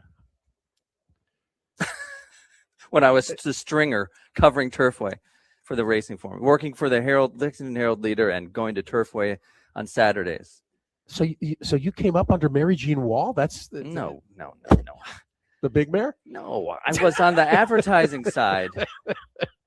I'm going to let that one go. Well, let me tell you, I learned my lesson quick in the Belmont. No, I didn't. Scully's yucking it up. Scully knows. I wasn't writing. I wasn't writing horse racing. I was writing advertisements and it was the other side of the paper. But then the funny thing is, that was just when the internet was starting. And, there used to be a complete divergence between print and digital in newspapers. So there was something that called Kentucky.com, which is now what I think they call their website. Sure. Yeah. So because I had been doing stringer work for the racing form, I covered the Kentucky Derby before I had anything to do with this job. Because I worked for I started writing for the digital side because I didn't need a journalism background. They're like, oh, you know something about horse racing? Well, we're just the internet. Like, okay, go ahead. That's wild. I did not know that backstory. Yeah. Anyway, here we are. Here we are. But you were living in Chicago at the time. Oh no, Lexington. You were living in Lexington. That's right. My incredible daughter was born at Central Baptist Hospital in Lexington, Kentucky. Didn't you used to live in Montana or Idaho or somewhere? Montana. And New Mexico. Amazing. I lived in California, all over the place. We always learn new things about Marcus Hirsch. You should just have a month of shows devoted to me. You don't even have to talk. I'll just come on because I needed a platform. I don't have the discipline to write that much. So, but if I can I need to get it all off my chest. It could be pretty emotional at times. I'm gonna warn you. I like that. I know. People are used to it. They know that I'm nothing has been better for me than getting in touch with my emotional intelligence and learning to learning to be myself, Steve. So, and if I'd be happy to share that with your listeners, your billions of worldwide listeners. Well, you're over the course of a series. Marcus Hirsch, Part 3, the Montana years. Okay, I'll tell you. I'm going to sum up. We can skip the series, but I'm going to sum up my Montana experience in one brief anecdote. I was once arrested at the place I was living in Missoula, Montana. They came to my house and put me in handcuffs for giving a false name when I kept getting leash law violation tickets. That's tremendous. Gerald Butler was my name. The actor? I mean, it sounded good. I mean, it didn't sound like Marcus Hirsch. I was trying to go far away. Did you know? I mean, were you aware of Gerald Butler? No. I'm aware of Gerard Manley Hopkins. That's a poet. I'll tell you what. Like a nature poet. I also got a ticket for turning. I went through a red light on my bicycle, and they gave me a ticket. In Missoula? Yeah, Nazis up there, man. Well, maybe not then, but certainly now. No, always. DRF Hirsch, everybody. Marcus, as always. As always, you'd never know, especially exactly. in person. See, that's, I haven't had anything to eat. No, low blood sugar, high caffeine. I brought a Randazzo. I brought a king cake. No. And I fixed the coffee machine. You did? Of course. Wow. Every year I fix it. What did you do? Did you take it apart? No, you just have to fill it with water. They think that it doesn't work. You have to put 3.5. Oh, I see. The tank has to go past a certain level. Exactly. Huh. I did. But Procter & Gamble, Folgers for Food Service. Well, it's a side of you I didn't know about. Well, there's another KK. This is Party Central. You should have brought a king cake. You should have brought some whiskey or something. Well, maybe tomorrow. Although I did. It's New Orleans. It's Mardi Gras. A morning nip is perfectly in line. Last night, given the news that happened, I had 3 Sazeracs last night. 3 Sazeracs? Which the third Sazerac can often land you in jail. Exactly. I might as well have had some absinthe, which you can get in this town. Yeah.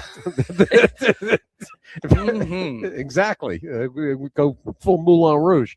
The KKs are next. You're listening to Twin Spires Weekend Preview at the races, live from the fairgrounds on Sirius XM. That was the station ID. Marcus, thank you. Oh, my pleasure, Steve. Great to see you in person. Always. Tremendous. Marcus Hirsch, folks.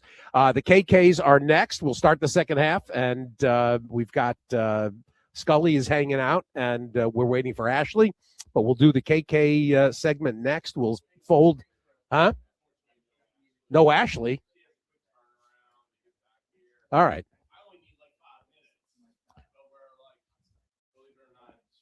All right. Well, that's a huge upset. That because she was supposed to be on. She was supposed to be on a few. I think before the first of the year, and scratched.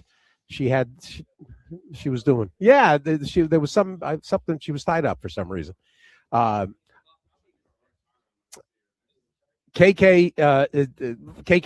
and KK2 is going to put the headphone on.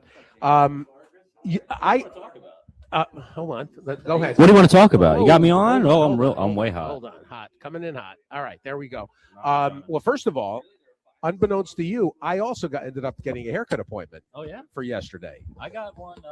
I had the appointment that I told you in Metairie, and it was supposed to be for today at 10:30. And then I run into Neil Peston yesterday at the races. I said, you have something recommendation for anything? I said, you got a haircut person? Oh, yeah. Sends me to this place 25 minutes from here. He said, $25, you're in and out. Great. I mean, it wasn't Stidham's daughter? It was not Stidham's daughter. It was, I think, Ashley something. But it was. Look good. I mean, good. I walked in there. She said, do you work? Are you from around here? You going to the parades? I said, no, I'm from Kentucky. I'm here with horse racing. And she said, oh, there's an older gentleman that comes in here and gets his haircut all the time. I said, oh, that's one of the greatest horse trainers of all time, Neil Peston. And I went on with the story about him being the greatest trainer of all time. And so now he's going to have some accolades to fill when he walks in there. Well, I discovered just down Baronne, a place called Bulls and Bears Parlor. And I ended up, Abby, who's the owner, she I actually did an online appointment and then realized I had actually made it for Friday. So I got there at like 2:45, and they said, your appointment's tomorrow. I said, well, can you get me in? And she said, well, after her last appointment. So she said, come back at 5:45, which was perfect. So I came back and got a tremendous. Yeah, it's a good cut. Got a tremendous cut. And she was fabulous and a great story. She's from literally a bayou, like a town like out of fried green tomatoes, a town called Cutoff, Louisiana, which she said is barely on the map. Yeah. Had a wonderful experience, and did you get a little shoulder massage, hot towel, any of that? she did get the hot towel and wrap the head, actually wrap my head with the hot towel. Probably needed it before the Sazerac. That was a good pregame. It was, as were the two bourbons that they. That's actually the first time, with all these parlors, all these style, barbershops, serving liquor right. It's a whole thing. Is that right? Gotcha. I don't frequent these. But you don't go in for the professional treatment on the beard. No, this is all me. All right. All natural. I've got my little clippers. Look at that. You know what? It's the first time I think we've had three straight beards. I'm the beard. I'm just the beard. That's my favorite, Broadway Danny Rose. That's my favorite movie. Dave Joe. I'll be in Dave Joseph's office in no time, in 2 weeks, and it's nonstop Broadway Danny Rose. Yes, Lou. It was a Shell station. I got no shame, and my love for Woody Allen. I got no shame. It's the I'm not greatest. gonna apologize. We John Parada too. And by the way, did everybody see Parada's piece in Blood Horse? Yes. I thought my retweeting of it was outstanding. That's how I saw it. Oh, it was my retweet? Yeah. Yeah. I did a little Luca Brazzi homage to John, because he's in Sicily for the winter, and he managed, like everywhere else, he managed to find horse racing in Sicily, and they love it. So I said, Don Parada, I am honored to be invited to your daughter's wedding on the day of your daughter's wedding, and may their first child be a masculine child. We could go off in any direction here. It's great to have the KKs. First of all, let's get the future wager in. I would have done this Wednesday with you. Yeah. But, what happened Wednesday? I got stuck in Baltimore. I know. I think you were the first to know about it too. I think I let you know immediately. Yeah, and now we have your picture for your Derby credential next year. It's so funny. It's a great photo. The Derby Future Wager kicks off today at noon Eastern time. We'll close Sunday at 6 p.m. Interesting group of horses in here. It's sort of, with the championship series kicking off today in the Risen Star, or tomorrow in the Risen Star.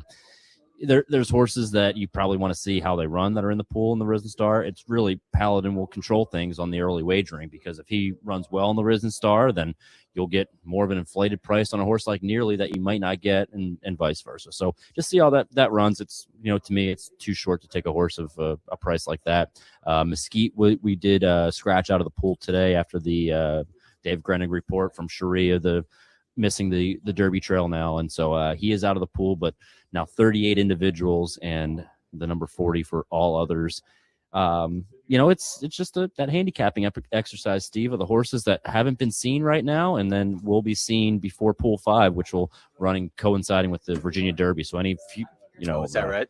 Yeah. So any Fountain of Youth horses that you may like, anyone that's going to run in the San Felipe, they'll have better odds now than if they were to win either one of those races. So yeah, that's something you gotta keep in mind, right? How it sort of shakes up with the action this weekend. Yeah, where's the value going to be? Is it going to be a horse like Commandment, too, that people are kind of forgetting? I think a serious Brad Cox trainee who will be in the Fountain of Youth, right? Yeah, you got Bravaro is interesting to me. I don't know if he's the Derby winner, but the price might be right on him. Keeps improving. Class President, you might get some value on for Todd. That was he a tough gets draw a shot, on the rail in that right? last race, yeah, and what about 6 Speed? So 6-speed wins the that's a UAE great 2000 question. guineas. Great question. Really fast figure. What's the plan with him going forward? And then, he could just be a wild card in here, especially if he's at anywhere close to the 50-1 morning line that I made him. Brooks Smith was just tipping the Galantino. Galantino, does that ring a bell? One broke the maiden at Gulfstream recently. I'm not sure if we're on the pool or not, but I was just on a radio show and he popped in. And he was saying, "Oh yeah, you got to watch out for was it Galantino? I gotta Canaletto. Thank you. Yeah, on the list or no? Yeah. Sure, of course. That could be a play right there. And you know what? By the way, you want to talk about out of sight in 30 seconds flat? Everybody was so taken by the other Chad splash market, expanding market. Canaletto's been forgotten about already. It's only a week. Yeah. That's how. That's what a lot of gamblers do. It's such a now thing that I think is just ingrained in a lot of people's brains of just this horse isn't seen. Like Napoleon Solo is a perfect example. If he runs in either the Gotham or the Fountain of Youth, and you like him now, he's always been around the 30-1 price in the last 3 pools. So now is the time. If he comes back and wins either one of those spots, then he's one of the Derby poster children. Sometimes it's a good idea just to kind of go through the list and be like, I don't think this horse is on the trail. They're not making it, might not actually get the distance. And if you can kind of eliminate some of them, and maybe you can kind of figure out where you can zero in on. But we'll see in the Risen Star, but Golden Tempo, I'm high on Golden Tempo, so he might be fun to play. And Golden Tempo is like a perfect example, right? Because if he doesn't have to win the Risen Star, right. And so we know undefeated, and he's been green and was way out of it last time in the Lecomte. So if he doesn't win, that's even more of a jackpot. Runs an okay second or third. That's right. For you, because his price will reflect that. Yeah. You would think. Sometimes those prices are interesting. It's not always the most rational market. I think it's a fun one to keep your nose in and make sure you can try to find an edge.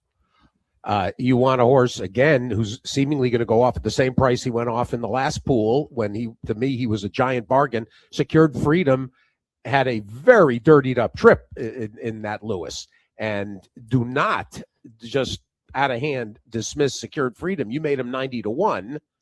And I got him at 83-1 already. So but we might go back for more. Yeah, and that's one of those where, looking at that horse to me, just as a gambler, is you got the dirty trip. It has an excuse, but does he want to go? It was only a mile in the Bob Lewis. That's another thing. Going from 6.5 to a mile shouldn't have been that big of a step up, but does he want to go further, mile and 16th, mile and 8th out in Southern California? So, he's just not for me, but I think you might get that 80 to 90-1 price just because of the running line last time out in the Bob Lewis of finishing third, well beaten. Give everybody a primer on Pyromancer. Yeah, so he was sort of a wild card that we threw in here. He's owned by Godolphin, bred by Godolphin, part of their Japan breeding program that they have. And after he won the Zen Nippon Nishai Yashun, was that good? Or is that like a very wow? I'll say that again. No, I'm not. I'm not. That's why you saved that for Kate Hunter, our Japanese design. But the connection is going to be the next possibility for him. The UAE Derby, now he's on the Euro Mid-East Road, the Kentucky Derby. In that UAE Derby, just a wild card, and especially, a big price that people don't know a lot of information about. If he could jump on the scene winning that UAE Derby with the globetrotting Japan. What about horses. Litmus Test? What'd you guys put him at? I think I made him 40-1, maybe.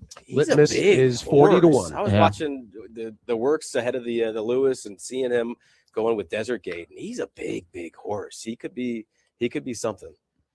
Yeah, it's interesting when now we're starting to see really these regions on the road to the Kentucky Derby of the top contenders developing. Who's the favorite in California between the Bob Baffert runners? You have Brandt, you have Litmus Test, you have Desert Gate, who disappointed, you have Boyd, who kind of seems like a sprinter. It's like, which one of the Bob Baffert contenders are going to rise to the top of his class? Plutarch is another one who won the Bob Lewis. So he just has options. It's trying to figure out at this stage, is there anyone that is at Litmus Test or the top of the Bob Baffert class out in Southern California? I don't know. The San Felipe is going to be a really key race for me. I think, the most key race in the road of the Kentucky Derby Series to see who steps forward out of the Southern California division. That Pyromancer, quick note, by Pyro, who I was a Pyro fan, yeah. And out of a hard spun mare, and I will mention too that from the Saudi Derby crowd, right? There's points involved in this. I think just My World, right? Is the only My World was the only one we put in this pool who won the Nashua and the Jerome, and likely the top North American contender over there compared to a couple of the Japanese interest over there with the Saudi Derby. 30 points on the Euro Mid-East road to the Kentucky Derby to the winner of that race. All right, let's get on to the road to the Kentucky Derby and our first 50-point affair. And, of course, one of the sidebars to the road to the Louisiana Derby is the extended distances. And the way that has really elevated, there was a long stretch where the Fairgrounds Oaks was your Oaks Derby path, and less so the boys' side.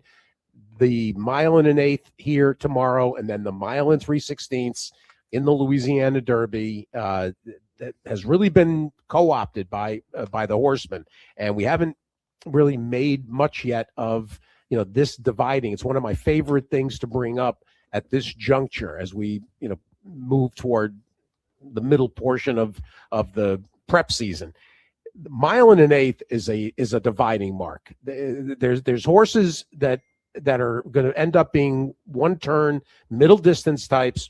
They can get the 1 1/16 and they look like a horse. They look like a route horse, but you get this extra 110 yards and it is the line of demarcation. There's horses where they're going to start feeling the burn, and the 1 1/8 breaks, I don't want to say boys and men, but because I love sprinters and middle distance types just as much, but there is a distinct difference getting to a 1 1/8. So who can't get? It's an interesting field because I'm not sure who I cross out with that. Maybe Carson Street, maybe Quality Mischief, but I think I'm kind of already crossing a line through them in my mind already.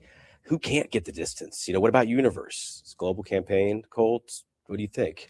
I mean, getting distance for Kenny McPeak horses is not always a problem. It's not a problem, and like Paladin already has a huge advantage, right? Because already going he's this distance, right? So long. And Steve, I think this 1 1/8 distance, as you're alluding to, you said it perfectly. It's really this dividing line, and here especially with the Risen Star of the longer stretch of Fairgrounds, 1,308 feet. Yeah, I mean Churchill 1,234.5. There you go. Yeah, good job. But this is the longest in the game, 1,308 feet. Yeah, so that's really going to. This 8th pole here in the Risen Star, we're really going to see, some of these horses that may, in their pedigrees, you're right, Kev, it's like they seem like they can get this distance, but it's really going to be a huge test on Saturday. Yeah.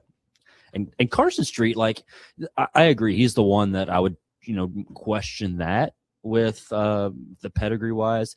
He's sort of a player for me a little bit in this race because I'm just a sucker for a horse that continues to improve, and he's continued to improve figures wise in every single one of his starts. He may not be as the caliber of a Golden Tempo or a Paladin, but he's one that I think if he takes another step forward, he can be in the mix of getting 3rd or 4th. He really surprised me last time out and ran well. He's a smaller guy, he's a fighter. He digs in, which is really, really cool. I do love that about Carson Street. I mean, it's the Lecomte Day. It was a rail forward track, but then in the Lecomte we saw big closers flow to the race. So it's kind of a hard read, right? Did they work the track a little bit differently right before that race? I'm not sure. But Carson Street, was he benefited by that? The day was forward in the rail. I got to think that it moves up Mesquite, Golden Tempo for me, and moves down Carson Street in terms of how that track was playing. I got questions about him, but he is a fighter. I mean, he doesn't stop, and you got to love that. Those gritty horses when they can keep on going. And what about speed in here? I mean, Chip Honcho blinkers off. There's not a lot. Yeah, is he going to be as forward as he has been? So that was like sort of the puzzler for me, right? Because blinkers off with him, but you get Luis Saez, Yeah. right? Who we know is very aggressive. So I still think he's close. He can, he has an advantage, I think, with his post a little bit, that he can maybe track off of a hip. He doesn't have to be on the front by himself, but he's one of those where I didn't know what to make of him, but he's continued to, do well in my eyes, enough to be a player on the road to the Derby. And I think he can be a player on Saturday. Absolutely. And Steve unlocks his horses race to race. That's the plan for the horses that he's running here. As we've seen time and again with, Track Phantom, Epicenter, et cetera, in the recent years. So his numbers fit. He had an excuse last out wide. Paco getting him going there. It was a tough go. I think he's going to be a little bit of a value play to consider. What was the dispensation on Colt 47? Yes, no? No word yet. No word yet on Colt 47. There's a chance he's coming out, though. Chance, yeah. All right. Yeah. Do we know what he's named after? Because, look, ownership line, right? It's Blazing Saddles. Oh. What could be the movie. However, as Darren Rogers and I discussed on the Inside the Kentucky Derby podcast, which is on your favorite podcast platforms, a quick plug for that. I'm an Afro Man guy when I go to sing karaoke. And Afro Man has a little rap that involves a Colt 45 and some other extracurricular lyrics. So I'm wondering if Colt 47 from Blazing whatever Saddles is the isn't a little extracurricular activity name. We got to get the Twin Spires team on the job to figure this out. Yeah. Right. Yeah, video of the karaoke. Yeah, I definitely want to see that. Yeah, no karaoke. Well, I'm retired. So Universe, we saw Liberty National run, at Oaklawn last week, and Universe in this spot. Talking to Kenny today, he was saying that Universe outworked Liberty National in their recent work, and that sort of helped him shape his decision. So he should be back to that good form that we did see as a 2-year-old before the Smarty Jones. He's got the rail. He's been able to get forward into the race. Here we've got Chris Elliott. Very interesting to see Elliott named. Excited for Chris to get a showcase like this. Yeah, it's an interesting spot. Blinkers on, so he's sharp. He should be in good form, and he might be again a horse that the market's going to sleep on Universe with the likes of Paladin and Golden Tempo in this race. One horse that has not been mentioned by anybody all week, Quality Mischief. And what did Brad say when I asked them about Quality Mischief? I'm trying to recall. Yeah, and I think because he did not have a ready excuse. For that Lecomte. Well, he moved forward so much in the Gun Runner. There was no way he was going to run back to that form for me. In terms of the form pattern for him. So a healthy 3-year-olds reach they move forward and they pair up. They move forward and they pair up. That's the development line you want to see from a healthy 3-year-old. And this is a horse, an Into Mischief out of the Quality Road Mare.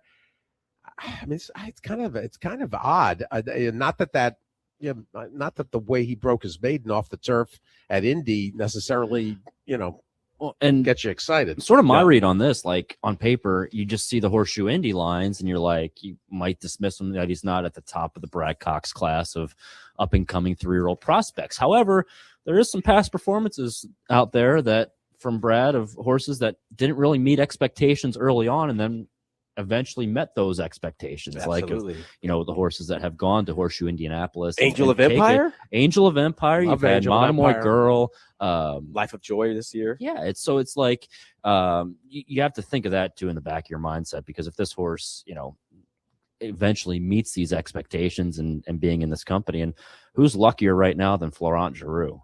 I mean, he basically is out of business here, doesn't have a lot going on, goes to Southern California in his first weekend there. He jumps on the road to the Kentucky Derby Trail with Plutarch. And it was a great ride, getting that horse forward. And now he's in the Baffert. He was in the Baffert barn before a little bit, but now it's like, now he's back in there, and, comes here, and if he gets lucky enough to win this race, maybe he can be back in the Brad barn. So, interesting if this horse can take another step forward. He might just have to prove it to me, though. I may have to look at the Lecomte again, because he did have the rail.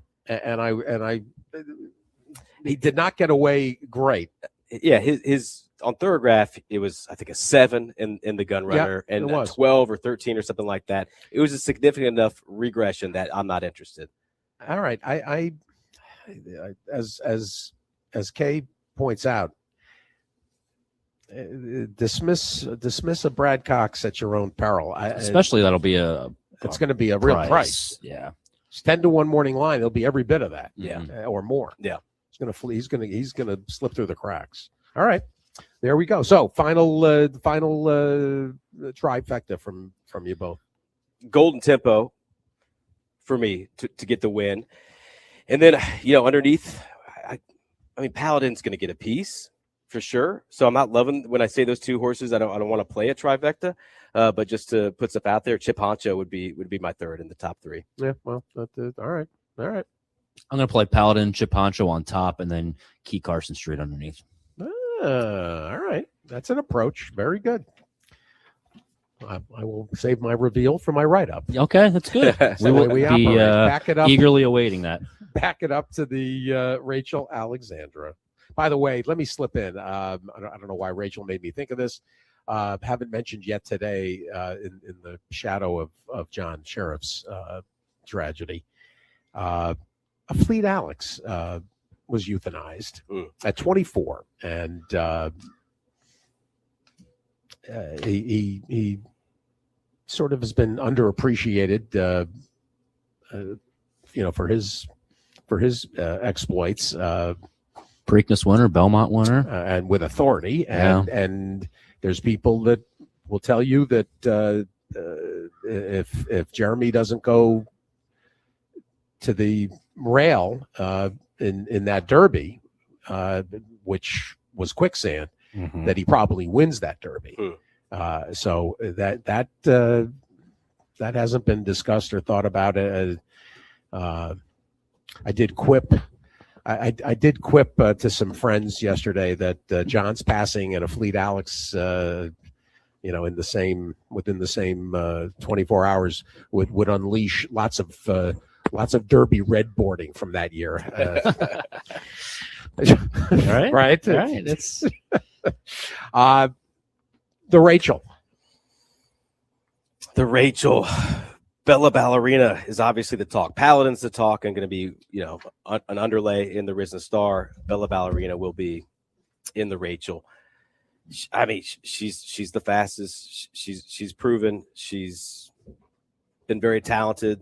I mean, I was talking to Decky today, Declan Cannon. Yeah. And he's the regular exercise rider for Bella Ballerina. Most recent work, you can see the time, this published 48-4, out in 1 flat and then 127 in the end. They kept her going. They kept her going. As he said, it's the first time she took a sip of water after a work. So in my mind, it's good to hear those times. Good to hear that it was such a solid move and that they just, tightened the screws a little bit, right? Because, the Kentucky Oaks is the goal after you win. The Goldenrod with Godolphin, homebred, with Brendan Walsh. They've done this with her half-sister, Pretty Mischievous. And you could wonder, all right, is she going to be fully cranked for this race? It seems like she will be. Seems like she's going to be coming in here fresh. She's got some early speed. I think she'll probably use it. Will that be to her benefit? Will that be to her detriment? I mean, who else is going to go forward in this race in terms of speed? We really don't have a lot of other speed. Love Your Neighbor should be a part of it for sure. So she could, we do see oftentimes KK, I'll watch the track crew blade the rail in the morning of these big days. And then the rail is the spot to be, right? It really plays very nice, very packed. And she could have that perfect spot. So Tyler up. I'm back and forth. I want to beat her. It's a good move to try to beat her. And as a bettor, who can do it? That's the big question. Yeah, it's a big who. And what are we down to a field of likely 6 in here now? Yeah, no Dancing in Old Town. No Agrippina. So, yeah, it's really. I mean, I was such a fan of Pretty Mischievous and scored huge on her. Yeah, in the Oaks, and 1 or something. Yeah, it is a question mark of what the pace could set up to be like in this race with just 6 in here now. But I feel like she's the most logical winner. The price is not going to reflect that, because everybody's going to see that in our eyes. Yeah. And then it's just like, how do we play the late sequences here with the stacked maiden races early in the card, and some of the late pick 5 with the stake sequence? It's like, do you take this race as your free square and you try and play it a couple of dollars because it could chalk out? It could chalk out. I mean, you look, there's some really clear-cut top choices in these stake races. So you can't just sort of line them all up and expect to get paid. So I think that's how I'm playing it, going to attack it. But vertically in this race, I like Bella Ballerina, but I think there's a couple horses that are interesting in here, and they both break to her inside. Classic Glide for Robbie Medina, caught up with his assistant, Katie Cadell, this morning. Yeah. Who, this filly, if she takes a step forward out of the allowance at Churchill, very interesting at a price. You're not going to get 20 to 1 with the scratches, but that's value underneath in the exacta as Steve Byk eats his king cake. And first time ever I got the baby. You got the baby. First time I've ever got a baby. Does that mean that we have to fix the coffee machine next year? Byk got the baby. Byk got the baby. That should be the name of a horse. Byk got the baby. Byk got the baby. But she offers name that horse. She offers value underneath, and then just singing for Kent Sweezy and Mandy Pope's Whisper Hill. Again, I don't know if this is the race for her. Maybe needing a race out of the Goldenrod, but I think she's a very nice filly, and Kent does a tremendous job, I think, in preparing his horses and down in Florida, and he's up in town for her. So I might just play a straight 3-2-1. 3-2-1. I mean, when Johnny V takes the call, I'm paying attention. Yeah, he's riding for these big days, for these big horses. She's got the rail. I think she can trip out. I thought she ran great in the Goldenrod. I mean, Kent debuted her going a mile. Distance was always the plan. You can see it in her bloodlines. She was a big price in that debut, wasn't she? She was 10 to 1. Oh, really? Yeah, against America the Great, who was steamed up. Kentucky Belle, a good one in there. And they bet her going a mile and 16th, and she beat Dancing in Old Town. Search Party, a decent enough group. Yeah, I think she's underneath for me. I mean, Powered by Family. Do we take that at face value? It was in the mud. She drew in that off the turf affair on January 10th, but she's definitely bred to get the distance. Jose takes this call. The talk is definitely around Love Your Neighbor. She's working like she's ready to move forward. I'm not sure about the blinkers on. Sometimes when I see the blinkers come on with a 3-year-old who they're trying to progress, trying to sort of get to move forward, to advance, maybe a little bit ahead of what they're doing in their workouts, doing in their races. I'm not sure if it's always the best move, but Luis Saez, Love Your Neighbor. If she was flip-flopped outside of Majestical, I would like her a little bit more, because I think Majestical might be showing pace from now this outside post, and so her being to a spot inside, adding blinkers, she showed tactical speed when they, that dawdling pace last time out, 25 and change. So yeah. It's like, does the blinkers, and when 2 races back, when she was going 24 and change, she's just off the pace, but it might sort of, those blinkers force her hand, and then she's caught sort of in between horses. So that's the only thing that worries me about her trip. So, but out of the gates, Luis Saez. I mean, maybe that's the plan. Just put her on the lead and say adios. I mean, she was so gritty in the Untappable. I mean, she could have been, the stewards could have made her the winner very easily. Mm-hmm. It was a tough go there with Hit Parade knocking her, and with the way Axel hung on, I mean, it's a little bit sad to see him not named to ride Love Your Neighbor, but I get it after the Silver Bullet Day. And Majestical, is that the reason that Peter is here? Because of this filly. He's here for Mardi Gras. First meet. He's just checking up on Alan Sherman. No, I mean, he's based here this meet for the first time, and you got to think, Majestical is a part of it. That they really wanted her to be here. But I do follow Jose. Jose's not staying with Majestical. He would. I think he would. If she was the one. Obviously, he's first call for Cherie. And maybe it's too complicated with St. Elias Stable being the owner of both Golden Tempo and Powered by Family. So that maybe is a little murky in terms of the jockey game. But I would think that Majestical or Love Your Neighbor, if I was going to take on Bella Ballerina, would be my top 2 to get it done. And I'm while you're eating your king cake and getting your baby, I'm playing Bella Ballerina, sort of my key, and then the late pick 5 sequence, and then I'll play exactas and tries using the 1 and 2 underneath. Back it up into where are we going to back it up to? The fairgrounds. Presented by Horse Racing Nation. Good plug. What about is there predictive market? Can I go to Kalshi to bet if Ed DeRosa is wearing a collared shirt? Is he in town? No, not coming. Ed's not coming. No Ed? Mm. Oh, bummer. All right. Well, Ed, we kid because we love. What about Brilliant Birdie off the layoff? There's a lot of people that are betting against. Yeah, because of the layoff angle. I'm such a Brilliant Birdie fan.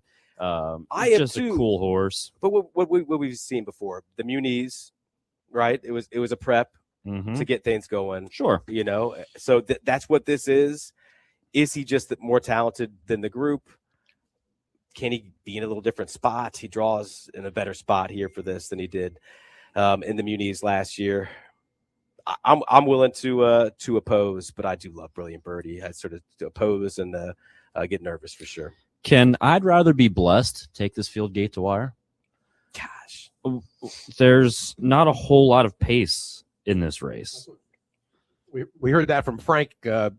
Frank brought that up yesterday. Yeah, and but I mean, everybody else sees there's no other pace in the race, so that's maybe some horses could change tactics, but if they're going to change tactics, it's going to be they're going to be quarter horsed because there's nobody here with gate speed. No, and this horse, being drawn in post 8 with Lagnos directly to his outside, who likes to sit a tracking trip, and then Agate Road towards the far outside for Todd.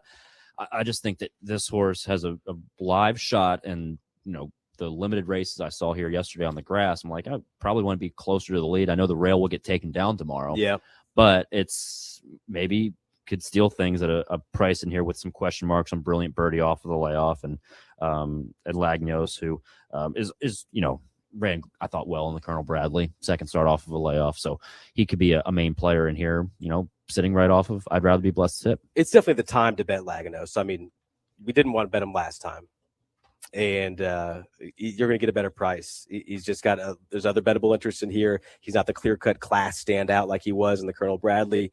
And I think he ran well. He had the lead there in the stretch. I still love Capuna. I've got no problem with the distance for him, the way that he's been finishing his races. He got shuffled back last time, and he still was able to figure it out. I think he could be applying pressure if Louis, sees. Yeah, he doesn't have to be that far back. No, that was time, not, right? That's not what they wanted. It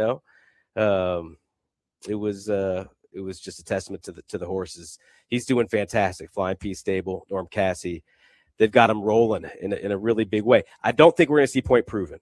I think he's entering in a race today, an allowance race. So we might not see him. Sandpipes, though. You've all seen the picture. Well, have you seen the picture? What picture? Well, there's a picture going around on the track. It was I can't remember the photographer's name. He used to be our track photographer, and Alex Barkoff. Right. Lou Hodges. Alex. Alex Scott. Man. Yeah. So cross leg, looks like a ballerina, up rearing with the rider on his back. Oh, I love that. Yeah, and that was Sandpipes. He's feeling himself. He's feeling great. So he's got the rail here. He's going to try. That's how I feel anytime I come down to New Orleans. I feel myself. Sorry. And we don't know who's going to ride yet with Paco being out. So that's still a question mark, talking to Lindsay this morning. So I think Sandpipes is one to use as a sort of key underneath horse. David Aragona thought was well worth using. Yeah. Is certainly could certainly kind of fall in, depending, like you say, depending on Jock, could fall into a nice up close inside stalking trip. Could, absolutely. Right? Yeah, could get that first run on some of these closers in here. At a glance, not fast enough, but you know who should pick up this mount? She should reach for Giroux. Florent Giroux is a natural for this, right? He's ridden Sandpipes. Well, so he knows him. Maybe you'll get the cut. Yeah, you're going to get your cut for that one, cut Steve. for that? Yeah. Matt Nakatani's not going to be happy with you. February of last year. Maybe he'll split the. In fact, a year ago Sunday he rode him here, and it was fourth, beaten 6. That's St. Armand's Key. So he knows him. That's the assignment. I'm calling it now. What about the assignment of James Scully behind me? You want me to tag James in? He's been waiting patiently back here. All right. Give us a few other spots that you boys like. Who else? I'll let Kilroy. I've got. How about Stowaway? Can we get Stowaway home in the mine shaft? I think that he's got a very interesting look in here. Loveberry up on him. It was a good third. I thought maybe he took back a little bit too much in that Tenacious, although they did go fast. I think it was sort of the right read, but maybe the wrong result. But it was a very game run there. And he's working. You can see it in the times. He's working fantastic out of that race. Good spacing. I think second start as a 7-year-old gun runners, they keep on unlocking. Stowaway, I think, is the play that you want to consider. And he could be one of those sort of key horses again. Always a sort of a good thought when you have a value horse, how to use them. Key in the verticals, it can be a big part of it. Second off the layoff, as you mentioned. And I tell you what, runs back. He runs back to that Tenacious. He's right there. Yeah, I think he's all signs are showing that he could run his best race to date. And numbers wise, he's going to need to. All right. What about a maiden pusher too? You're always good for a maiden score. Who are we going to push? Come on. Which one? Yeah, they're loaded, right? Get them roses in the mile and 16th, race 7, stretching out, as well as McBridge. I think both those horses, that McKenzie for Kenny McPeak, number 6, as well as a Practical Joke for Brendan, are well meant, stretching out to talented, nice colts. So take a look at both of those in race 7. Frank was on Get Them Roses. Yeah. I've got one. Go ahead. It is Steve Asmussen's lock of the week. Did he get back to you? Good all. He said good all. Yep. The Steve Asmussen lock of the week. There it is, folks. Delivered by KK. That's like in the NFL draft, right? Yeah. Has he missed? Yeah, no. He had a bad run. He missed like 5 or 6 in a row, and then he got back on, and then he got beat. It's all right. He's still the greatest picker of all time. That run he had, which was like 14 out of 16, was insane, and it included Tistastic. Right. I know. I mean, 7-1 was 7-1, 7 or 8-1. Yeah. Exactly. Big score. All right. Any last chance pushes. Deep Flame looks like the legit horse in race 2. Watching the works, he just seems like this is a very well Brad Cox debuter.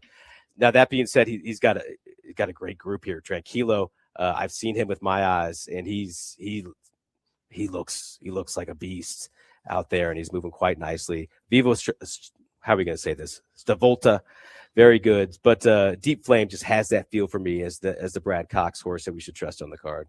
Interesting. 7-2 with Florent. Giroux might. What's strange about the Giroux story? He 7 wins and 30 mounts here before on prices too. He was a horse player's and dream. He showed up late because of him riding overseas in Asia. Huh. Yep. Interesting. All right. We got it back built though, right? Got it back built in the Colonel Power. I think he's the one to use to take on if you want to take on Usually Wrong. His numbers fit. He's a beast. I don't think turf's gonna be a problem for him. We're not gonna see auto drive in there, guys. We're also not going to see who was the other one that's there?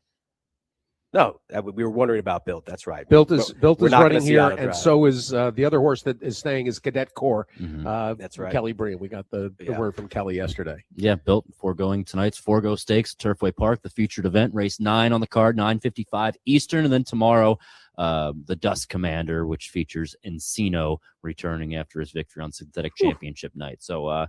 Fun weekend at Turfway. Today, Steve on the card. Last second push. Lock fine. Race 7, number 6. Bet Mitch, get rich. Dream from within. It's the other Stidham. It's the other Stidham. No. Bet Mitch, get rich. Hold on. I happen to have the Friday quick sheet. I only have that in front of me because we got roped into hanging out with Kevin today on the set for the last 4 races, the late pick 4. And I just sent in my selections to Joe Christofek so he doesn't per kill instructions. Me. Yeah, per instructions. Yeah. What race? 76. Lock fine. 9-2 on Mike Delaberto's morning line odds. The 6 in the 7th, and we'll get a James Scully last second Friday push as well. He's been waiting patiently back there. He has been waiting fabulous. behind horses. I mean, he's just waiting. He's just waiting to tip out on the outside of horses Here and he take comes. off here at the quarter pole. Let me get a picture of here. Might as well get the picture of the three of you. Put that down. And I think we're going to fold Nick Tamaro in as well with James, his regular. You're not taking me all the way to the end. No. I got our man. We got a visit from. Oh, look at this! This is fabulous. Thank you. Thank you, Steve. Thank you, Kay. Thank you, Kay. All 4 Ks. Dr. Scully. Use the headset, James, in case. Assuming we get if the mouthpiece is all wet, Kevin. No, I'm just kidding.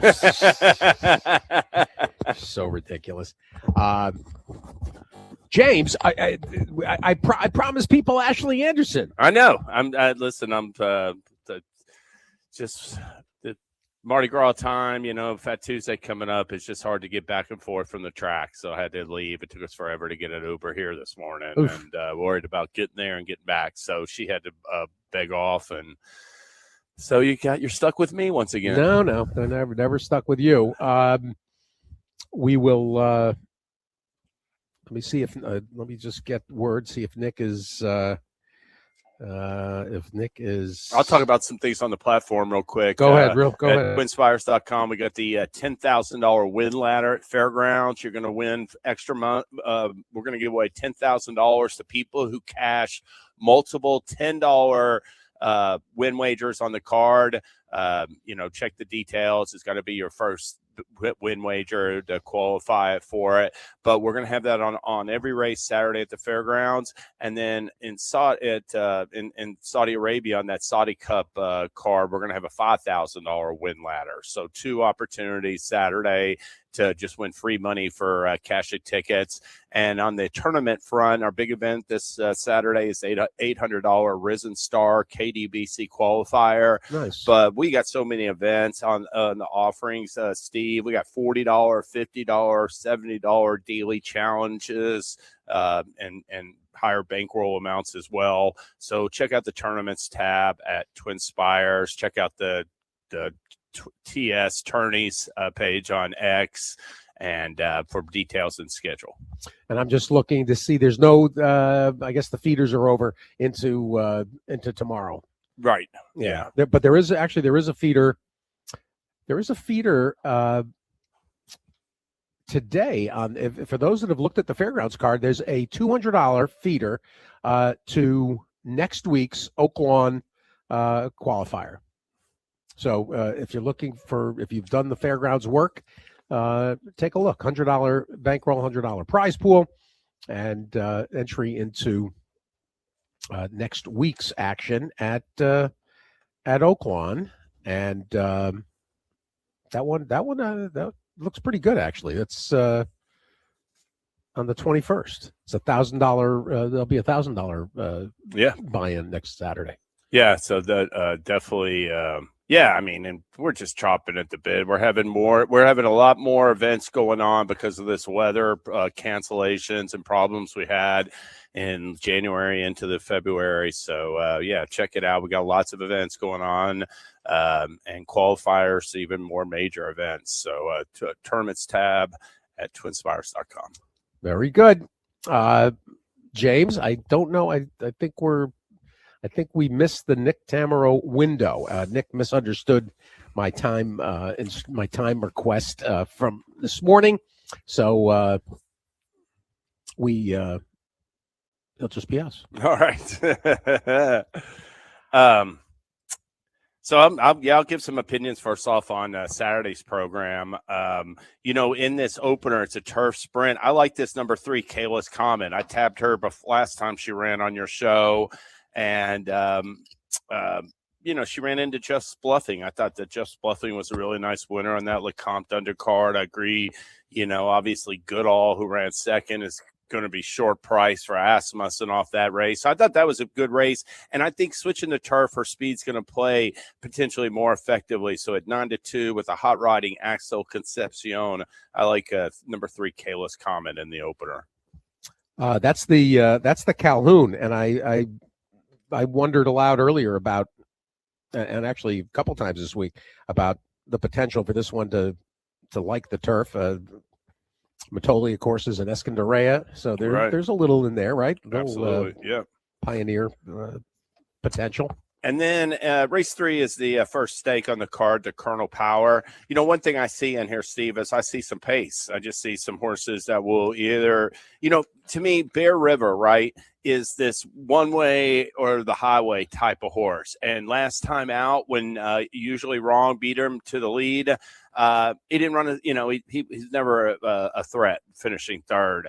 I think they're going to send him hard from that inside. And usually Wrong will be going other speed in there in Auto Drive and Champlin.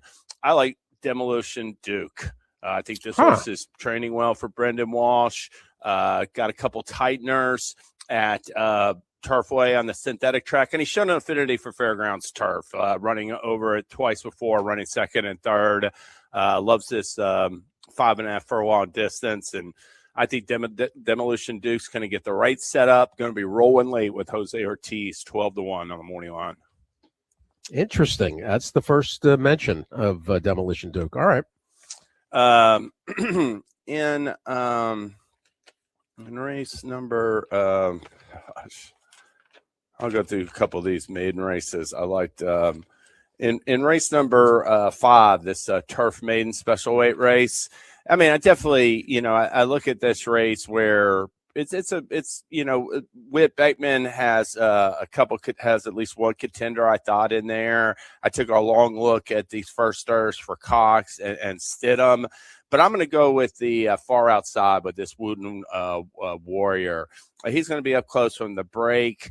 I thought that was a good comebacker here, running in that close third, and I think he's going to get the trip from the outside in this, going to have to hustle to avoid losing ground in that first turn, but I think that's exactly what's going to happen. I'm going to look for a strong showing from Wooten Warrior up close to the pace. All right, 6-1 with Marcelino Pedrosa, and it's just funny. Al Stahl drew wide all day long. Yeah, all day long. Almost every horse that he has. Yeah, Best Beach is the 8 in the 4th. Here's Wooten Warrior is the 12. Then he's got the 2 that are outside. Where are the 2 that are outside? Right? There's that pair. Oh, Yeah. in the first, Ranny and One More Guitar are the 8 and the 9. Yeah, that Ranny could be a nice filly. In race number 7, it's a mile and a 16th maiden special weight for 3-year-olds. Yep. I thought that on that comp card, I love that race that Knock It Off ran. I think a bunch of these horses coming out of that race. I mean, obviously, that's an Indiana-bred son of Vacoma, but he was making his career debut for Steve Asmussen, and he got a 97 Bristnet speed rating and just looked apart. I thought that number 11 Barrister ran a sneaky 4th at first, asking for Kent DeSormo in there, and I think he's going to really he's going to appreciate the stretch out. He's going to appreciate coming back in the second start. And I look at it, Keith DeSormo put a fast 5 furlong drill into this Tis the Law colt. So I went and watched that race again. It looks like, it looks like I thought he was going to definitely get by Majakar. And while he came up a little, he was almost third in that race, and he had no business,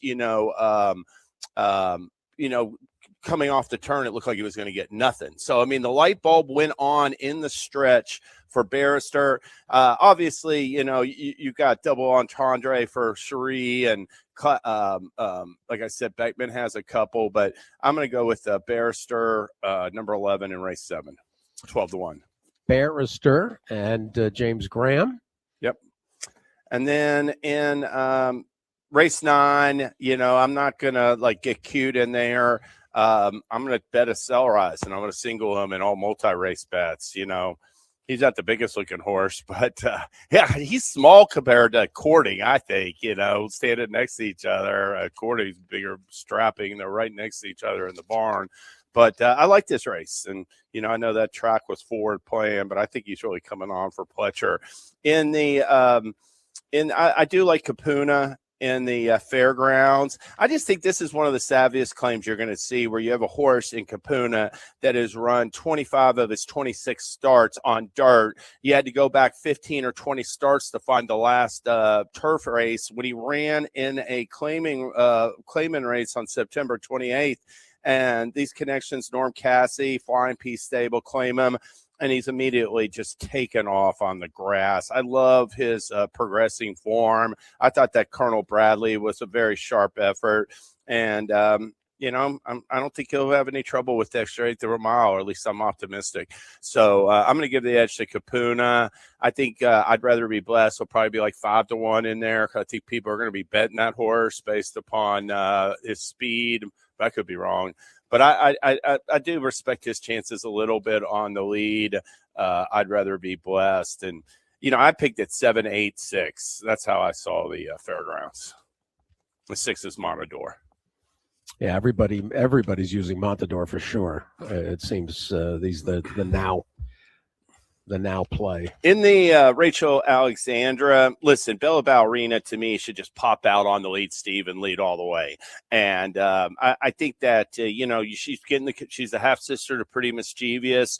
Everybody naturally is going to compare them, but I think she's way more precocious. And people forget Pretty Mischievous, was dropping starts. She got beat in the Goldenrod.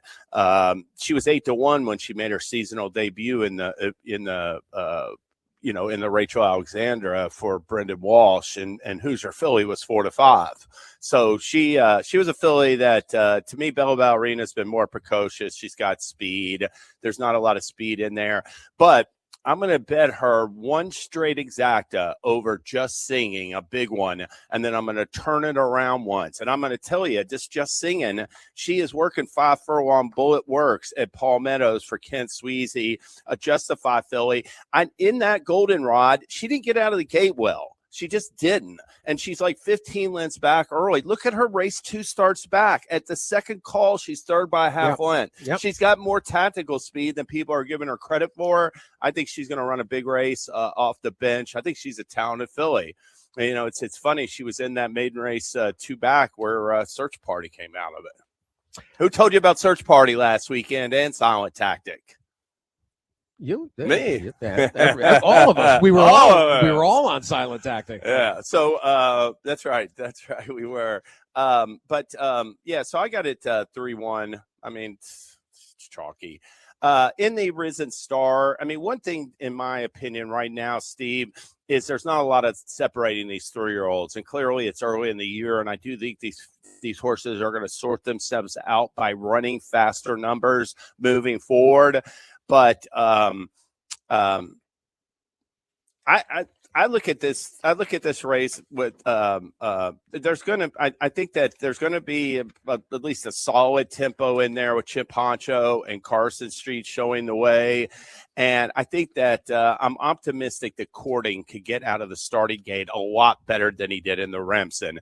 Now I know that in that maiden race, they went 47 to change, and it was only a 4-horse field. Even in his debut, he broke a lot better in that race against Igniter and Full Instinct, and he just did.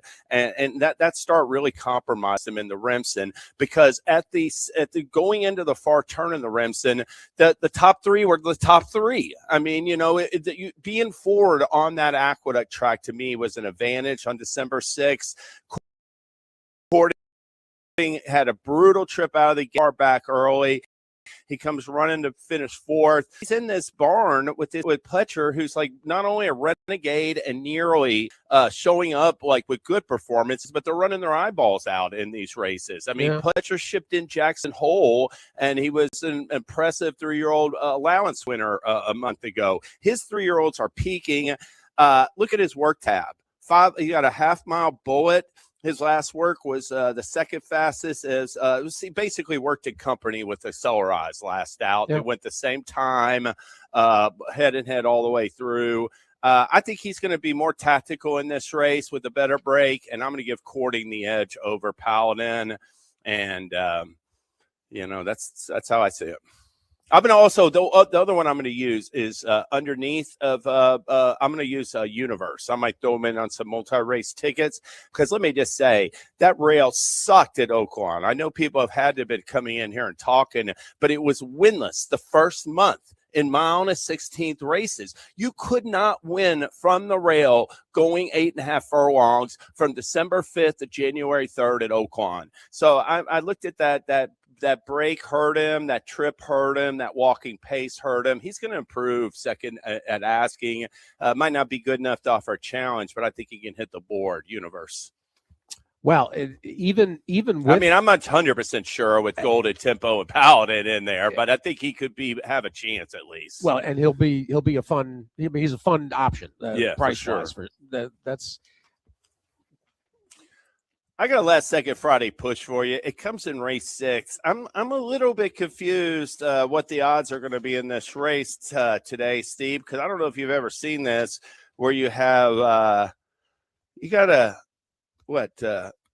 3-to-1, 3 5-to-1s, 2 6s-to-1s. Yeah, it's very strange. You're right. And a 4-to-1. I mean, the whole field can't be 3-to-1, 5 or 6-to-1. It's interesting. You're right. But I like Calhoun's filly in there. I thought that was a bad trip last he's time. got 2 of them. Oh, I like the Stellar Guitar. I'm going to look for her to run well, cutting back to a sprint. I'm going to go with number 4, Stellar Guitar, 5-to-1 with a hot Axel Concepcion in last second Friday push, race 6, number 4. I also, James, with you here, I'll take a quick advantage. Future wager pool? Future wager pool thought? Yeah, I'm playing Brown's horse. He's back training. He's got plenty of time to get he's going to be in the Fountain Youth, I reckon. Canaletto. He's going to get 2 stake starts. He's not on this only one prep plan to me.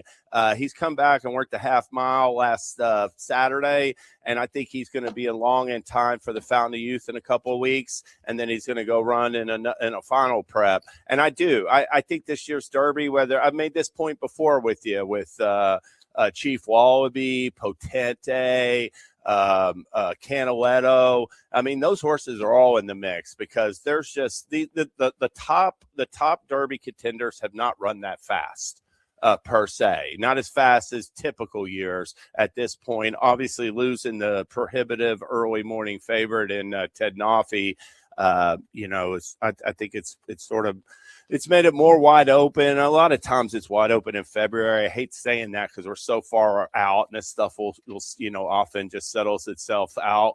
But yeah, I like Canaletto. I think, like I said, he's capable of stepping up. Chief Wallaby worked, and then he didn't work again. I don't know. I didn't look yesterday, but there's something going on with him where he's not training. And so I'm going to bet Canaletto, and I hope to get a good price on him. There you go. And 6 o'clock on Sunday. Speaking of Sunday as well, the Sunland Derby, and there is a $5,000 win ladder for that. I did Sunland. not get a chance to look at the Sunland Derby. I mean, I printed the PPs off, but I didn't look at it closely. Well, the all eyes will be on Express Kid, right. The $800,000 specialty Arizona bred sale, Calbred. Oh, Calbred, yeah, he sold it to Arizona sale. That's what it was, right?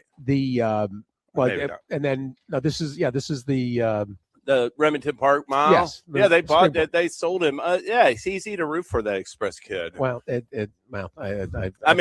I don't know if Wade Rarick feels that way, but we're rooting. Justin Evans, we talked to a couple of weeks ago, and he said he's doing great, and that includes a 59-2 Bullet. We should mention Bricklin ends up here of Rudy Brissett's coming off that allowance win at Oaklawn. And Asmussen has got the Riley Allison runner-up, Dan Yenko. He always says ship sources for both races, right? Yeah. He's got a Sunland Oaks. Well, and you brought up Universe and also that Igniter race. Buntus Faclora who is a maiden, has faced nothing but toughies.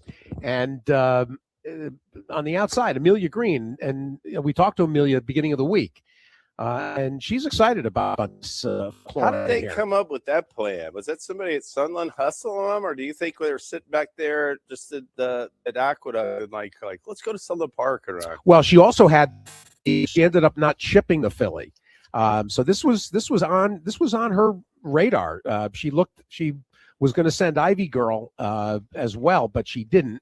And I said to her, I said, "What about Buntus?" And she said, "He's going." So. Well, good. And today, the American Beauty today, don't forget, at Oak Lawn, we got a 6-horse field, but just for Dan Ward and Benedetta for Asmussen. Face off. Tap it quick, though, for Dallas, and who upset, of course, last week, Dallas, right? He upset oh, my gosh. Yeah. What was the 5th season last week? And the Dixie Belle is notable at Oak Lawn tomorrow. And a cross-country action, pick 5. But the Dixie Miss Curlin, the undefeated Pat Devereaux, Louisiana bred, the Charlatan filly showing up. His first out winner from here at Fairgrounds, Just Bluffing. Yeah, that was a heck of. I liked her in there. I did like that. And, we'll see Goodall run tomorrow. So, yeah, that was a good maiden race. So that action, the even these maiden races on the Risen Star, we're seeing a bunch of these. One thing about this fairgrounds, the Lecomte and Risen Star maiden special weight races for 3-year-olds produce future graded stakes winners. Even on Saturday's car, his maiden in what race 7 is tomorrow, and he came back and won the Louisiana Derby, was in the Kentucky Derby. So it's not impossible, but a lot of horses have run on both these undercard maidens, and you'll see like Brad Cox, he doesn't have he's got Hit Show in, but he's shipping like first time starters in for these maiden races on the Risen Star card because he knows they're valuable starting points. Finally, as Rich Yang is joining us, the Royal Delta tomorrow at Gulfstream, the Grade 3, where Chad's got Senza Parole, Brian Lynch, who is just unconscious, Shred the Gnar in this spot. Nothing Like You makes the first start for the New Connections, sold for $700,000 in November. This now with Twin Oaks Bloodstock, the 5-year-old mare. Sensei's Parole's maiden win on that Travers weekend was just so scintillating. I mean, she seemed so special. I know she won last time, but I'm up. Clever Beret in here too for Safi. Drexel Hill back out of the wayward last win at Tampa with Beckman. This is a nice group. That line up tomorrow. Brad Cox has got Alpine Princess making her 5-year-old debut. Some of those horses.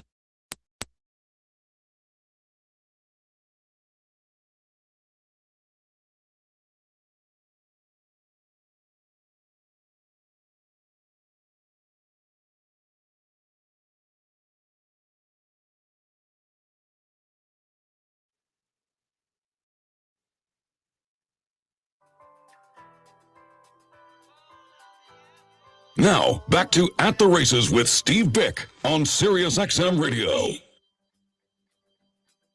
Just keeping, check out the Twin Spires social channels. We'll have plenty of content up there for today.